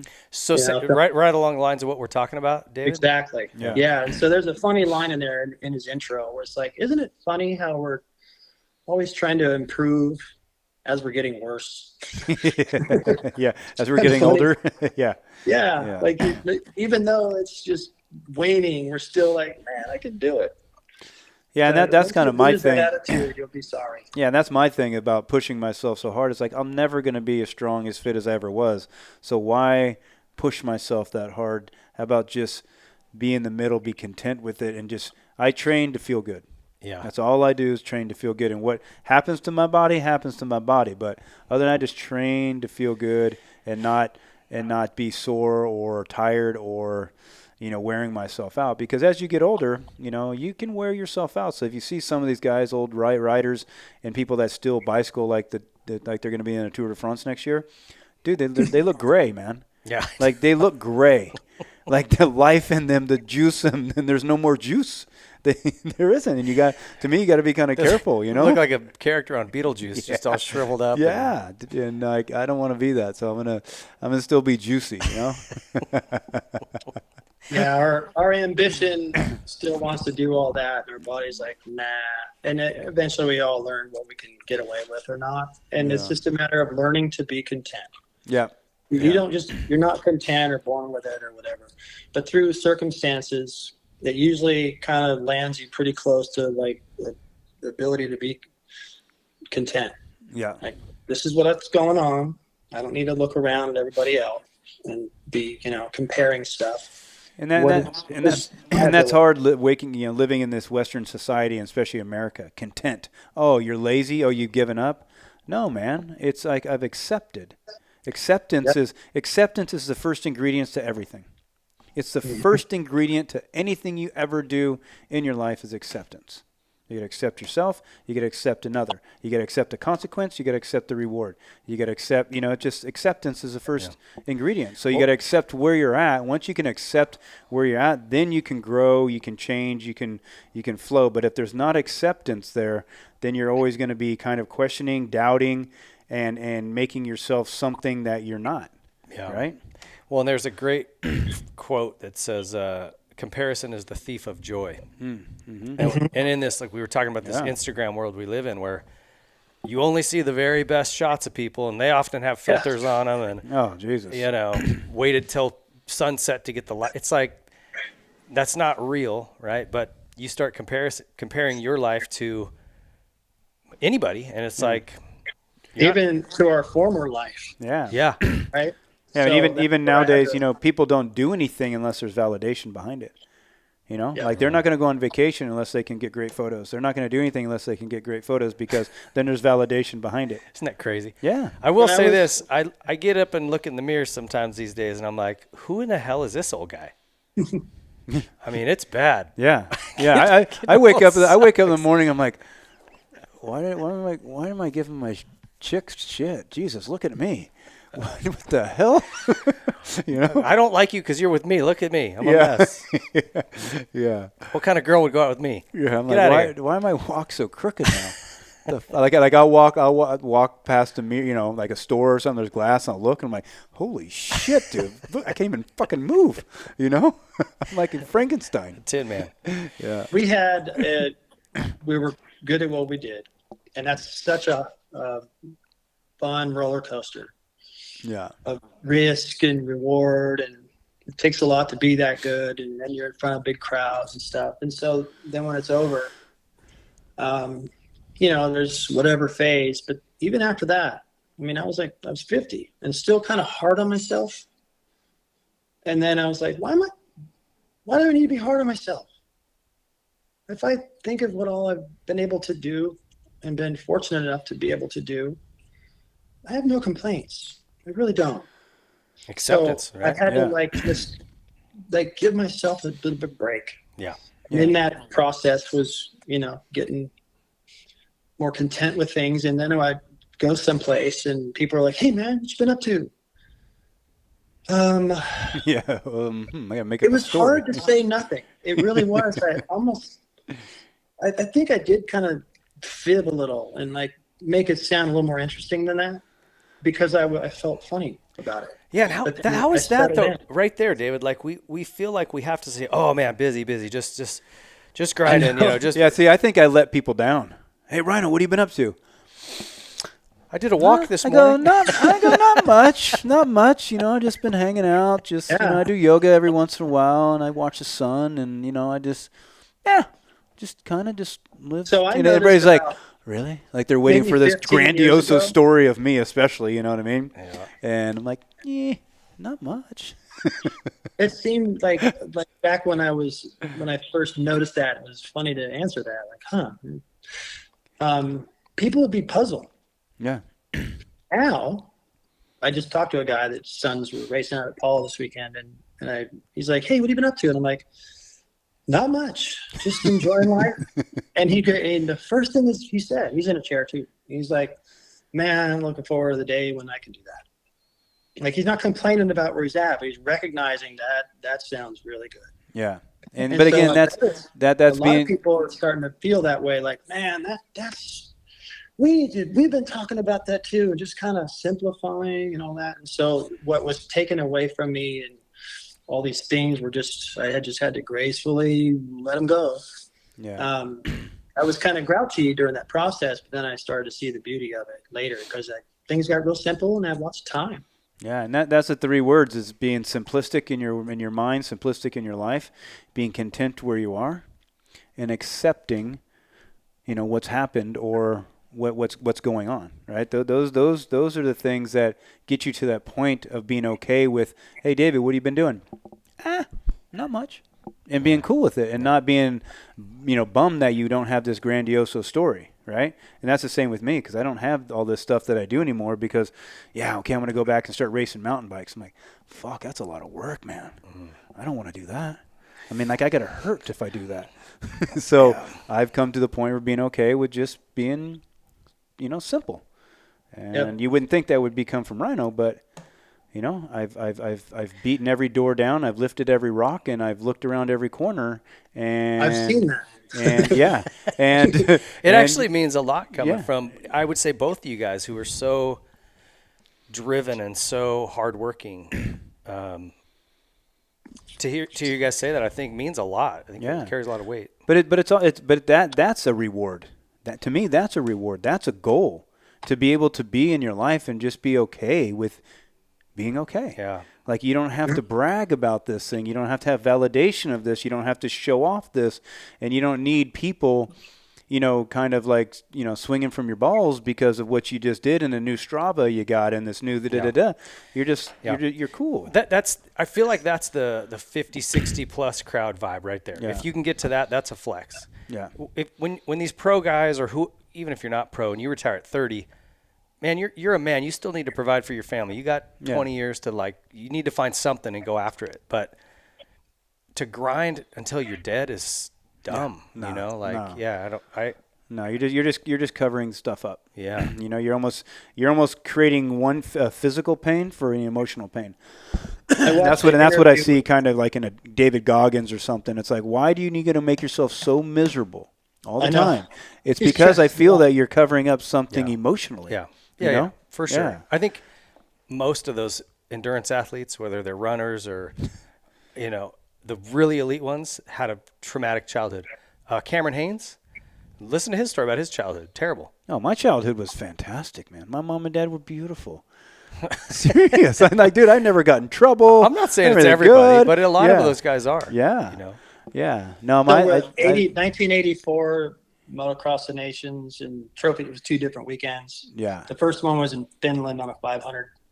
So it's me, Ward, O'Mara, and Johnson. And we're playing Yahtzee in the hallway, just bored, can't sleep. And it dawned on us that our family were complaining, but it was tricky and kind of different and off camber a little compared to most people. And that's what was the common denominator between the 4 of us, that it took that to like make us really hyper focused on this other thing. We had to have some kind of thing that wasn't going so good, and perhaps, in order to make us really focus to make a difference in some other area. Yeah. And there we all were, represent the United States. Like, wow, how did this happen? Because between the four of us, none of us went very far in school and family and all that, you know, and I don't even have the same last name. Yeah. And seemed to be like almost a prerequisite for being good. Yeah. Yeah, well, it creates a burn the ships mentality, right? You can see this. That's why we were talking about Hayden Deegan earlier. He's the only wealthy kid that I can remember, like someone that comes from a really wealthy family, that's as successful as he is. Yeah, still rides like he has nothing. You know, like you nothing. look at McGrath, Dungy, RJ, David. I mean, you guys weren't myself. wealthy, I wouldn't say. Reed. No, I took my bike completely apart, plus the gear, gas can, stand, clothes, everything, and stuffed it in the back of my mom's Toyota Celica and drove to 3 nationals like that. So with the back wheel on the ground. That's my point. I feel like the guys with really kind of humble beginnings, they know like, hey, this is my chance. There's nothing else. Yeah. This is it. I have to make this work. And I think that's Right scary. there what you said. Yeah. I had to make it work because the fallback, there was no fallback. Yeah, and that's the same as a basketball player, a boxer. Boxer's huge, you know what I mean? Like if I don't do this, I'm going to be in jail or I'll be dead.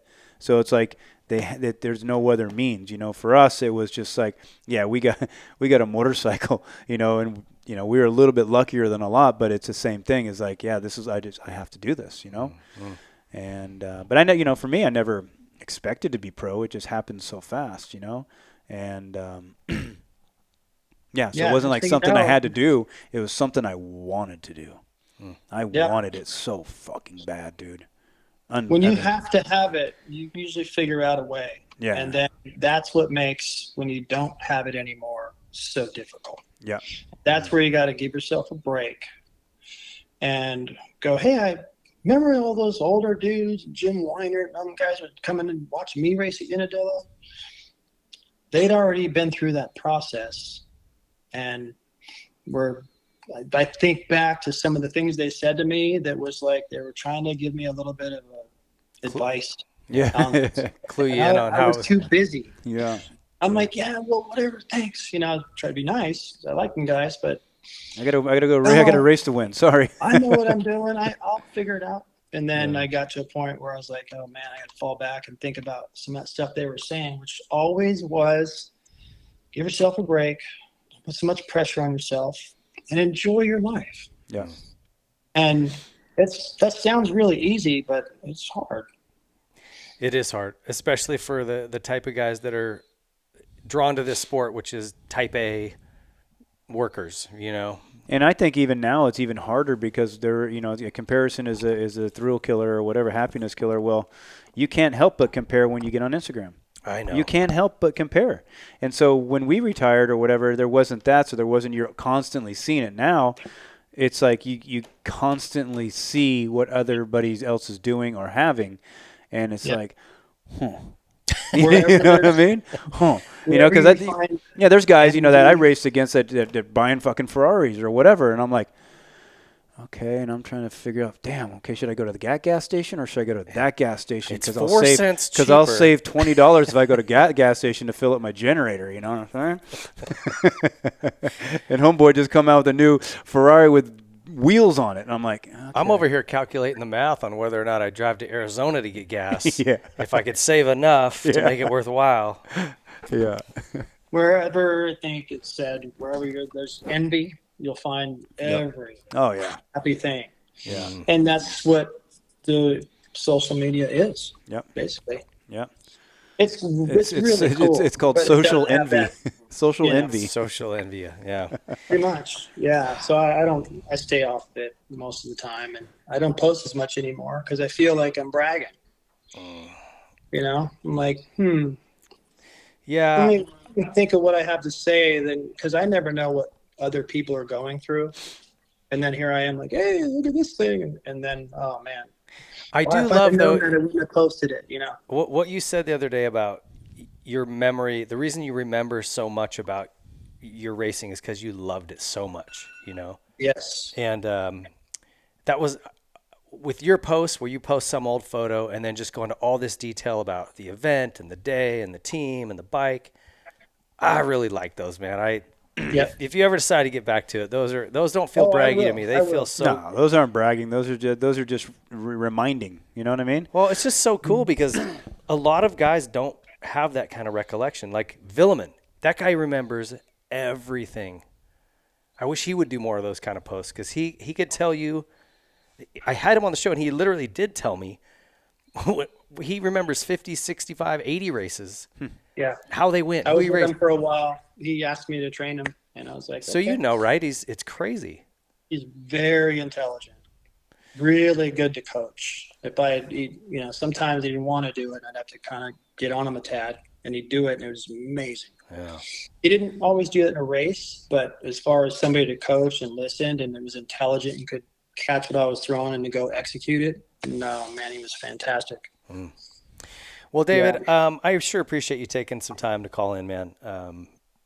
You know, Ryan and I, we both have always looked up to you so much, and now to be able to call you a friend, I think for both of us is pretty special. Yeah, and likewise. Yeah. You know, it's neat that our paths have crossed the way they have, and it's just, sometimes we got to look across to each other to get a little bit of motivation or reset our mind or something. And it's neat to be able to call you guys friends and from time to time have chats like this that well, helps us. Who knows who's listening? Yeah, just right? like Weiner for you, like maybe this message gets to some of these guys that are at the end of their road and will help them. Yeah. I mean, it only takes a sentence, it takes a word, it takes a phrase, it takes something to kind of click in your mind to maybe change your view. You know what I mean? And I mean, sharing is caring and caring is sharing. That's it. Did you get that from a cartoon? I have no idea. It just pops in my head, baby. I don't know. Because even if I did, I wouldn't remember it. All right. Well, hey. We're all going to go through the same, process. Yeah. And some do it with a great amount of ease. Like that guy, Jim Knopf, he just went, well, it is what it is. So let me just do the best with this. Yeah. He never once referred anything to like what he'd lost or any of that. I was like, dang, I could be like that. And over time, because he was older than me, I was more than I was when I met him. And so like I said, you got to take the pressure off a little bit and give yourself some time to go through that process because it's not easy. Yeah. And remember, we don't take shit with us. So why are you so concerned about it? You don't even take your memories with it. You don't take, it's like we're so want to hang on to something, want to hang on to what we were, hang on. It's like, well, hold on, I've never seen a hearse with luggage racks, so you're not taking anything with you. So enjoy it. It's an experience. Right. That's what There's this also is. no It's an growth. experience, right? So experience Right. it well. Right. If you don't let go of some of that stuff or it gets, rug pulled out from you instead of it being a problem, it usually ends up kind of shutting that door and down the line somewhere, it opens another one that wouldn't have if you're still hanging on to that thing. Yeah. So true. Yep.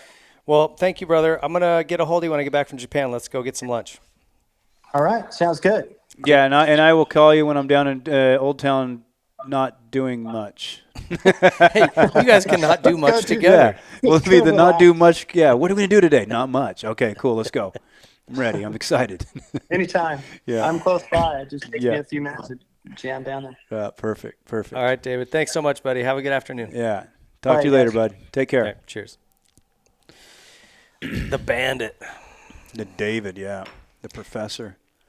So smooth, dude. Such a So good dude. calculated.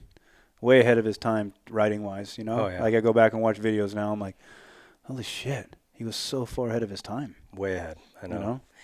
I know. And just an awesome guy. Yeah. Yeah. There's nobody more analytical and more thoughtful.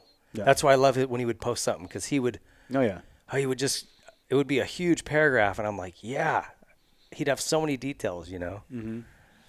Yeah, I'd get halfway through and lose train of thought of you. Is that a bird? What's that bird? I'm going to go carry this kettlebell to the what's top that of bird hill. doing over there? And then, oh, shit, wait, hold on. What's that? That's like when chick says, you have a 2-hour memory. I'm like, yeah, why carry anything else on? It keeps you happy. Yeah, I'm always excited. Everything's new. The last thing I wanted to kind of touch on with this is like, how do you replace it? Like, you can't ride anymore. What do you do to replace it? And like, I just started being able to get back on my bicycles. It's slow going at this point. I can't ride too long, but to me, there's nothing that will replace that adrenaline rush. Like, it's just, there's nothing like it. But I've found, and I don't know if you feel this, if this has helped you, but like going to the track, whether it's for us filming or we're shooting bikes and I'm watching guys test, when you watch it, for me, I've kind of like, this sport's gnarly. Like, I'm like, I don't know if I really want to do I go, I don't want to do that shit. Yeah, when I watch them do motos, I'm like, dude, that looks like a lot of work. You know? It's kind of helped me get over it a little bit, I think. So there's that. But, man, I would say, like to your point earlier, you got to keep moving. Oh, yeah. If you can lift weights, lift weights. I think that's important for bone strength and structure and longevity for you. You don't need to become an Olympic lifter, but just lift some weight, move some weight. The biggest thing is watch your hands and what are you putting in your fucking mouth? Yeah. No, serious, dude. I know. That is going to cause so much issues physically, mentally, emotionally. It's what you're putting in the mouth. There's so much chemicals. There's so much bullshit. The sugar, everything that's in this stuff is causing you to feel at a dis-ease. And it is a disease, but dis-ease. Yeah. And when you have dis-ease in you, well, it's going to start affecting everything else in you. Mentally, physically, emotionally, right? And so that's the biggest thing, and that's I guess that's my gift, is that, like, you'll never see me eat anything bad. Not that I don't like it, fucking donuts and ice cream and pizza, and oh my God, bro. But I don't like the way it makes me feel. Yeah. That's it. I remember. That's it. 95, Millville. Mm-hmm. we were eating at some breakfast restaurant. And they made a thing called a pannenkoeken. You remember that? Yeah. And you got up, you ordered this. It's like is it a Belgian or a Dutch? Yeah, something. Like a big waffle pancake thing. And when they would bring it out, remember they'd run and they'd go, pannenkoeken. They'd like yell that as they came by. And you jumped up and ran this thing around the room. Do you remember that? No, dude, I don't remember shit.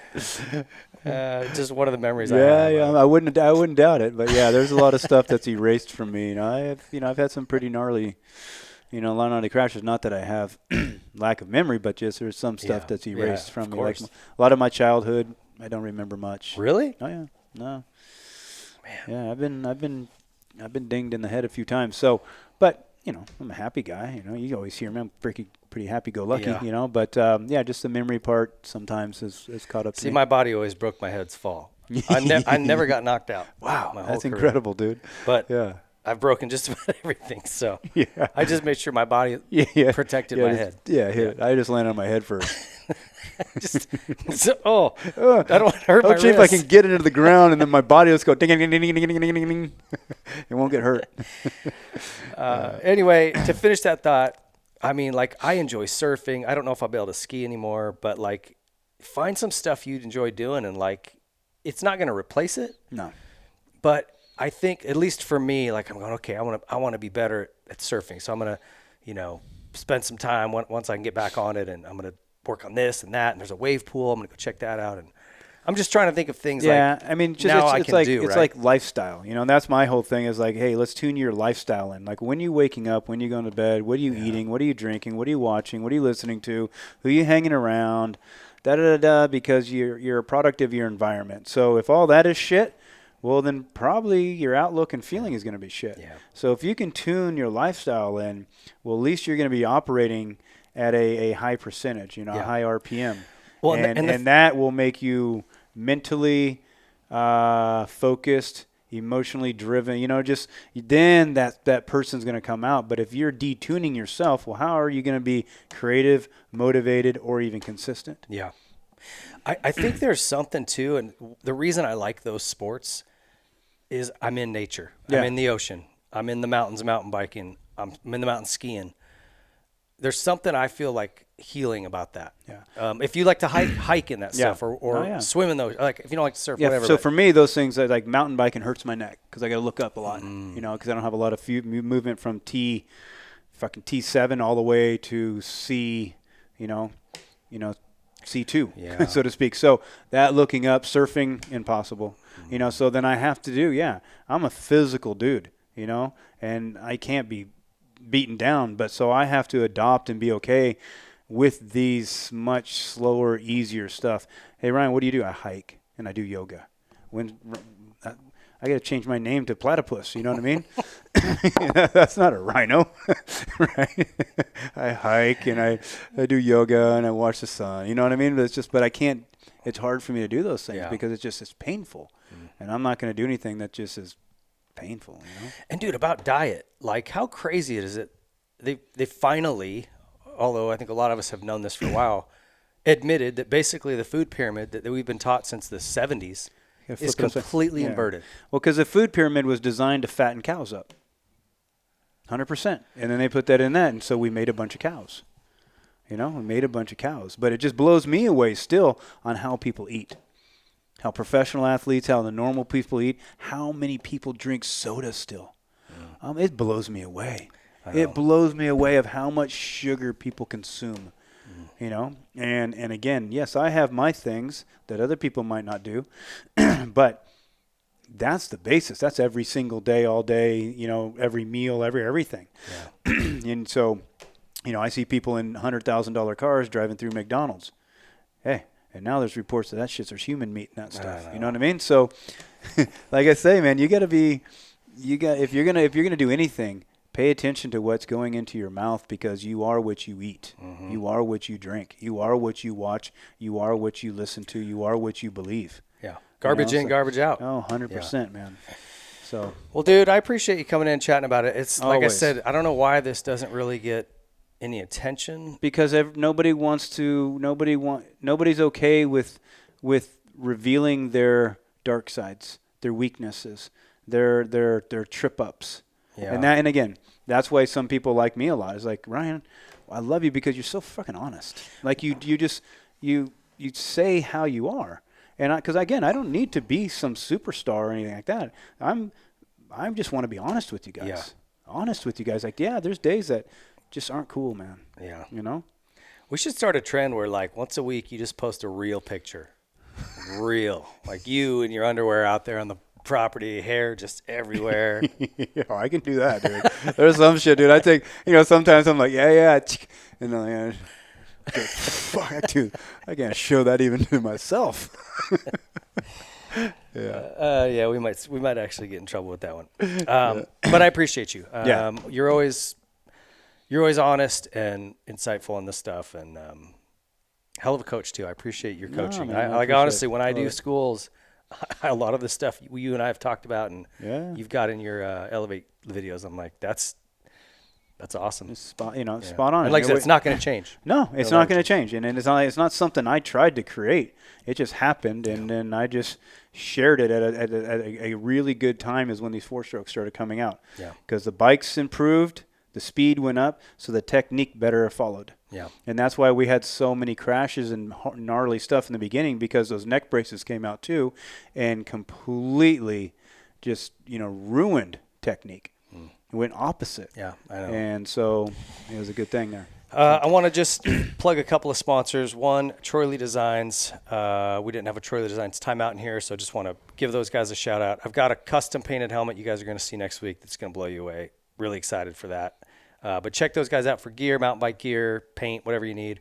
And we'll also hit up Rhino Power. You guys are looking for supplements, electrolyte, hydration drinks. Everything non-GMO, organic, all American made. And, the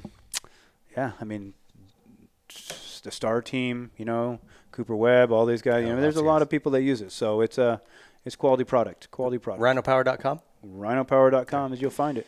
And we appreciate everybody, all of our partners. Thanks so much. Thank you guys for watching. Appreciate it. And we will see you in a couple weeks for our next show. All right. Big thanks to David Bailey and Ryan Hughes for taking some time today to go over this stuff with us. Definitely kind of an odd topic, but something that doesn't really get talked about in this sport at all. And I think, at least for racers, is definitely something that's happening. It's an issue in the sport. I think it also does happen to people who aren't professional racers. I think there's a lot of it going on. People just missing it when they can't do it anymore for whatever reason. And so I don't know. I hope hearing from some of these stories will kind of help you guys. And if you've got comments or thoughts, drop it in the comments on YouTube or shoot us a DM. Always happy to hear from you guys and chat with you. And you can tune in if you aren't. Great way to connect with us is on our Après Moto. It's every Sunday. We break down the previous day's racing, usually 2 o'clock on Sundays, Pacific time. And you guys can leave messages in the chat. If you're a member, Whiskey Throttle Club member, you can call in, same phone number that David just called, and chat with us live on the show. So go sign up for whiskeythrottleclub.com. $5 a month, and there's so many discount codes in there. You're going to save money on a bunch of stuff and get good entertainment and some really good coaching in those videos. So check it out. Thank you, guys. Huge thank you to all of our partners, everybody on the board here behind me. Every single one of them, just amazing companies. Stoked to be involved with them. And we'll keep bringing you guys good shows. So share them with your friends, like, subscribe, all that nonsense. We'll see you guys next time. Yamaha is the industry leader in two-wheeled fun and performance. Celebrating 50 years of YZ in 2024, the Blue Crew is still dominating shootouts and competitions. Yamaha, revs your heart. Troy Lee Designs is the leader in off-road motocross apparel and style. So whether you're looking for a cool new paint job for your helmet, maybe your name and number on your helmet lettered on, you're looking for new gear, you're looking for mountain bike gear, off-road gear. They've got the brand new Scout line and GP and SE models. Troy Lee Designs has it all. They've been leading this industry for decades, and they're going to continue to do it. Check out TroyLeeDesigns.com. The Whiskey Throttle Show is proud to be partnered with Factory Effects. These guys have been around the motocross industry for over 30 years, making really cool graphics, really high-quality materials with really excellent fitment on all the brands. So whether you guys have a motorcycle you want to dial in, or you need a new stand or some tie-downs or whatever it is, Factory Effects has got you covered. And they've also got a bunch of officially licensed merchandise. So if you're a Yamaha guy, you can go over there and get some really cool Yamaha stuff. In fact, a lot of what you'll see me wearing here on the Whiskey Throttle Show is Factory Effects merchandise that's branded with Yamaha's logos. So check those guys out. Like I said, just a really cool company, and they've been around forever. These guys have been bleeding and sweating this sport for longer than a lot of people have been alive. So we're stoked to have them be a part of what we're doing, and they're giving us a really great deal for all of you guys, 25% off any order. All you've got to do is use our discount code, which is WT26. So go to factoryeffects.com, spelled factory, EFFEX.com, and use that code WT26 to get 25% off. We're all about supporting brands that support our sport. And there's one tire company that has never walked away from the sport of motocross and supercross, and it's Dunlop. When times got tough and the economy took a crash, Dunlop stepped up and stayed with our sport to support it and the athletes and individuals that love it. Their MX-53 line and MX-33 lines absolutely dominate this sport. Every national championship at the pro level has been won in the last decade, and nearly every single amateur national championship at Loretta Lynn's has been won on a Dunlop. So if you're looking for high performance, you're looking for amazing quality, and you're looking to support a brand that never turns its back on our sport, there's only one choice for you, and it's Dunlop. All right, Whiskey Throttle fam, we've got a sponsor here that I want to really encourage you guys to try, Element. If you haven't seen this stuff before, give them a check out on our Instagram bio. You can get in there. We've got a link that will give you free samples. You can go in and try this stuff. And this delivers just the right amount of electrolytes that you need when you're competing at all, especially if it's midsummer, humid. Think Loretta Lynn's, Nationals. You're sweating like crazy. This is the best way to replenish it, okay? Straight water is just going to flush more electrolytes out of your body, cause more cramping. You've got to get the electrolytes back in. This Element provides it in the perfect package with 0 sugar. It is vegan, keto, paleo-friendly, gluten-free. This is the perfect product for athletes or those pretending to be athletes. So it was designed by Rob Wolf. This guy is a crazy smart dude working in the science field. Was developing for his own use in athletics, and he came up with the perfect formula. This stuff's awesome. This right here, the citrus salt, is my favorite. Of course, you can get it in a sample pack like this where you can try some different flavors, watermelon, orange, raspberry. Great stuff. Cannot recommend this enough. If you are racing, even at a local level, and sweating at all, which, come on, we all do, on a dirt bike. You've got to have some of this stuff to replenish it right. Give it a try. Like I said, go to our bio on Instagram. You can find a discount code or a link that takes you directly to there, and we'll give you a free sample. Check it out. You're not going to want to miss that. Support these guys. They are fans of the sport, and we are so stoked to be partnered with them. Element is an incredible product that I use exclusively, and I'm so proud to have them part of the Whiskey Throttle Show. Pro Circuit is the leader in aftermarket performance and quality. Whether you're looking for a little more horsepower out of your engine, some quality hard parts to improve the way your bike feels and looks, better handling through suspension or linkage arms, Pro Circuit is where you need to stop. It's your one-stop shop. You can go in there and get everything you need to make your motorcycle go from average to exceptional. Pro Circuit's got enough number one plates on their wall to side an entire home, and there's a reason for that. They're very, very good at what they do. The highest quality products with one goal in mind, and that's winning. Check out ProCircuit.com. If you are in the market for a new vehicle, look no further than Toyota of Redlands. You've got to support a brand that is supporting motocross big time. At the amateur level, pro level, they are part owners in the Bar X Yamaha racing team. They support a ton of riders individually, and they support us here at Whiskey Throttle Media. And I'll tell you what, the facility up there in Redlands is absolutely incredible. It's beautiful. The folks are friendly. They're professional. And if you've never owned a Toyota, you got to give it a try. It is the only brand that I'll drive anymore. If you're buying, there's nothing more reliable, nothing that holds its resale value better. And the folks at Toyota of Redlands are just they still remember what customer service is. I guess that's all I really need to say. Incredibly friendly, professional, and just talented staff up there. We're stoked to have them a part of the show. If you see the Whiskey Throttle truck around here, the Toyota of Redlands Tundra, give us a wave and a honk. But man, just so stoked to have these guys on board. Like I said, anybody like that that's getting involved and supporting the sport, we just want to push as many people as we can to them, because those folks are rare, and especially when they have an incredible product and provide an incredible service. So get up to Toyota of Redlands, California. If you're anywhere in southern United States, southwest United States, it's worth the drive. Get over there, check those guys out. Tell them the Whiskey Throttle Crew sent you. On-switch device, something that was much needed in this sport. They've been innovating and bringing new products to market. Their latest is the new Nihilo Run Cool brake pistons.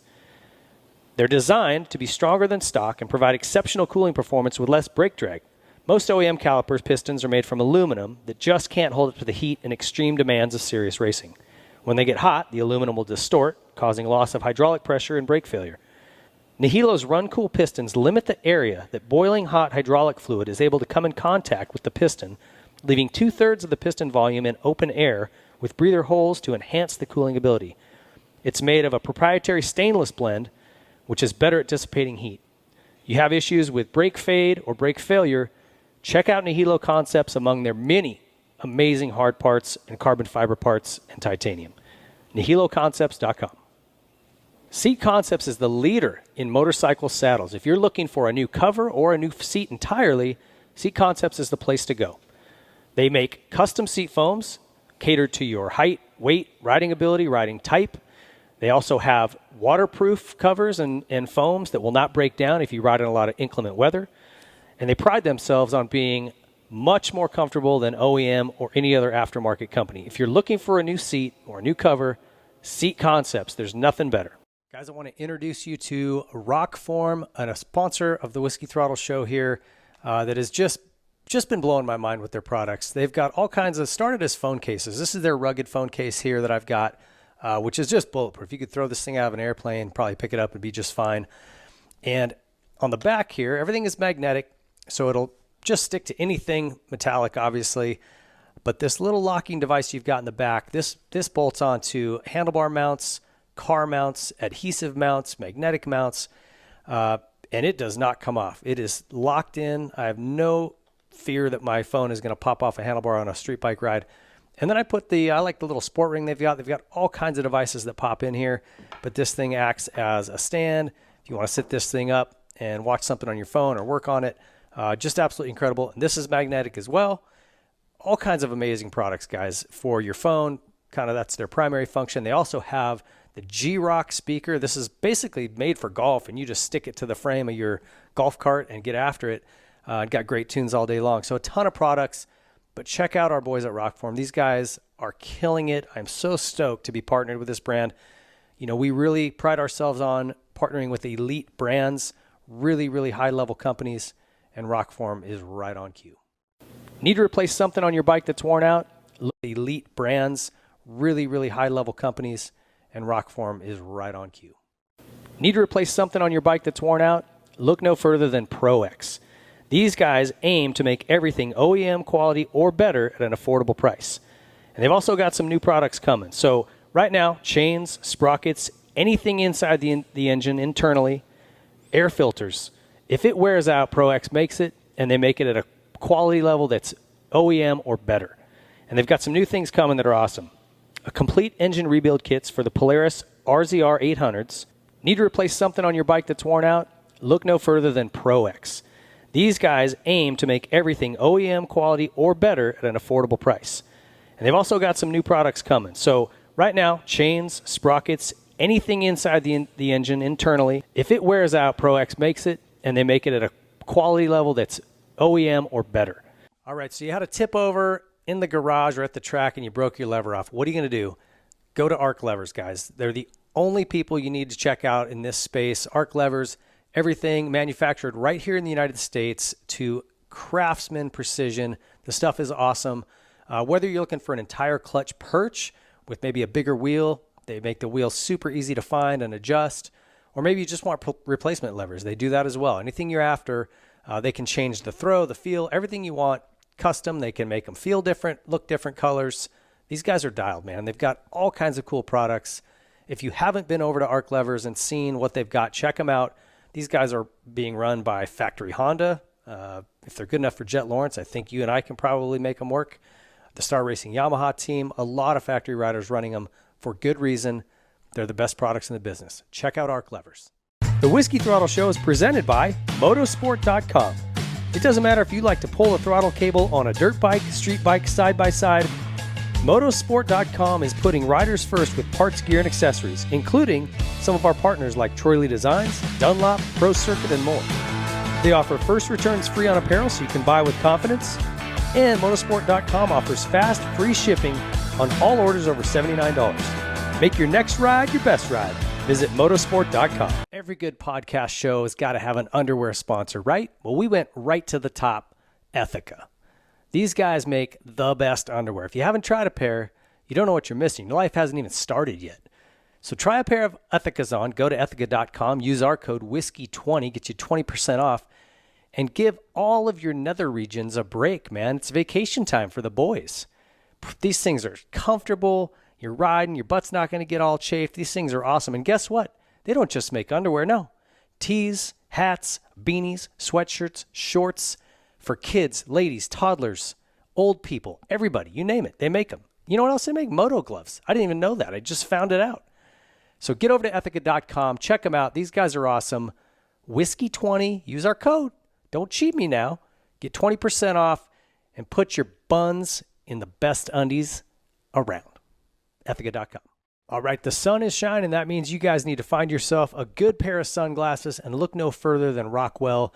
These guys are making some incredible shades right now. They're all designed here in the USA, made in Italy.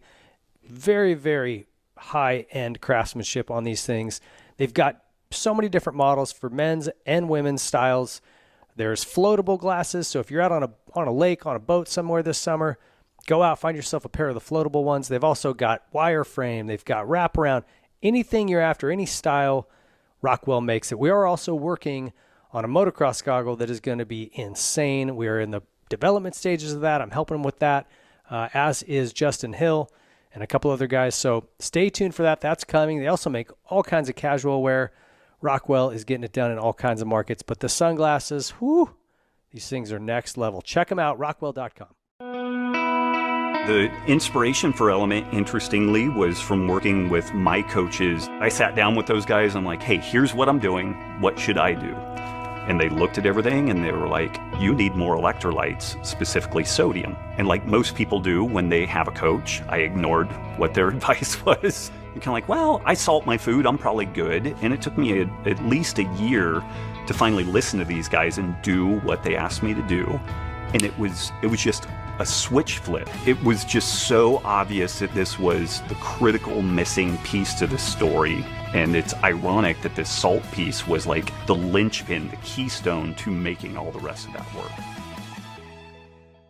You guys know how particular I am about who we partner with on this show. And when the Nano Extreme folks came to me wanting to join the program, I definitely had to give it some time to try it. And I've been dealing with a lot of knee pain and obviously just the bumps and bruises that come along with being an old motocross guy. And this stuff legit works. And in fact, so well, I had to kind of dig in and find out why. And in talking with one of their formulators, there is a component called capsaicin. It's actually the component that's found in chili peppers that makes them spicy, makes them so hot. And that actually blocks the nerve signals that send pain signals through it, along with DMSO and arnica and some other things that are just naturally anti-inflammatory. There's a bunch of essential oils and camphor and menthol, which make it kind of feel cool or hot or however your sensation reads it. But at the end of the day, regular use of this works. Like, it legit works. And so I cannot recommend this stuff enough. If you guys have arthritis like I do, or if you've just, working out hard and you've got a lot of muscle soreness, this will help. Maybe you're sitting in a chair all day and you've got pain in between your shoulder blades. Doesn't matter. Joint pain, this stuff will help you, I promise. Use it regularly. Follow the instructions. You don't want to get this stuff around your eyes or in sensitive areas because it will definitely burn a bit, but definitely works. Really stoked on this product and proud to be partnered with Nano Extreme. Check them out. And use our code WT26 to get yourself a discount when ordering.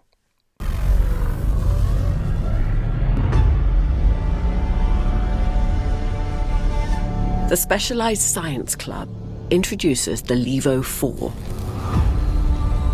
An electric mountain bike so advanced, it borders on sorcery. Together, you and the Levo 4 become a harmonious hybrid of organic and synthetic. It's a rider-enhancing machine that transforms you into a cycling cyborg. 720 watts of power and 111 newton meters of torque, amplifying your mortal muscles, allowing you to bend space and time to your will.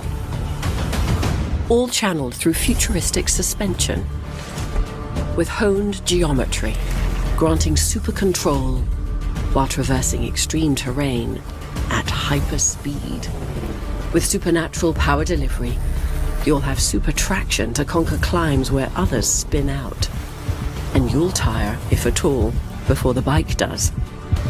Thanks to the Levo 4's super range. Thanks for checking out the Whiskey Throttle Show. If you guys liked it, be sure to like and subscribe so you get notified anytime we have a new show go up. You can also go over to whiskeythrottlemedia.com and check out all of the content, new bike builds, new bike introductions. We've got all kinds of features in the moto and off-road space, as well as all of the current Whiskey Throttle shows listed there. You can find our YouTube channel to get a complete list by season of all the shows we've done, well over 100 at this point.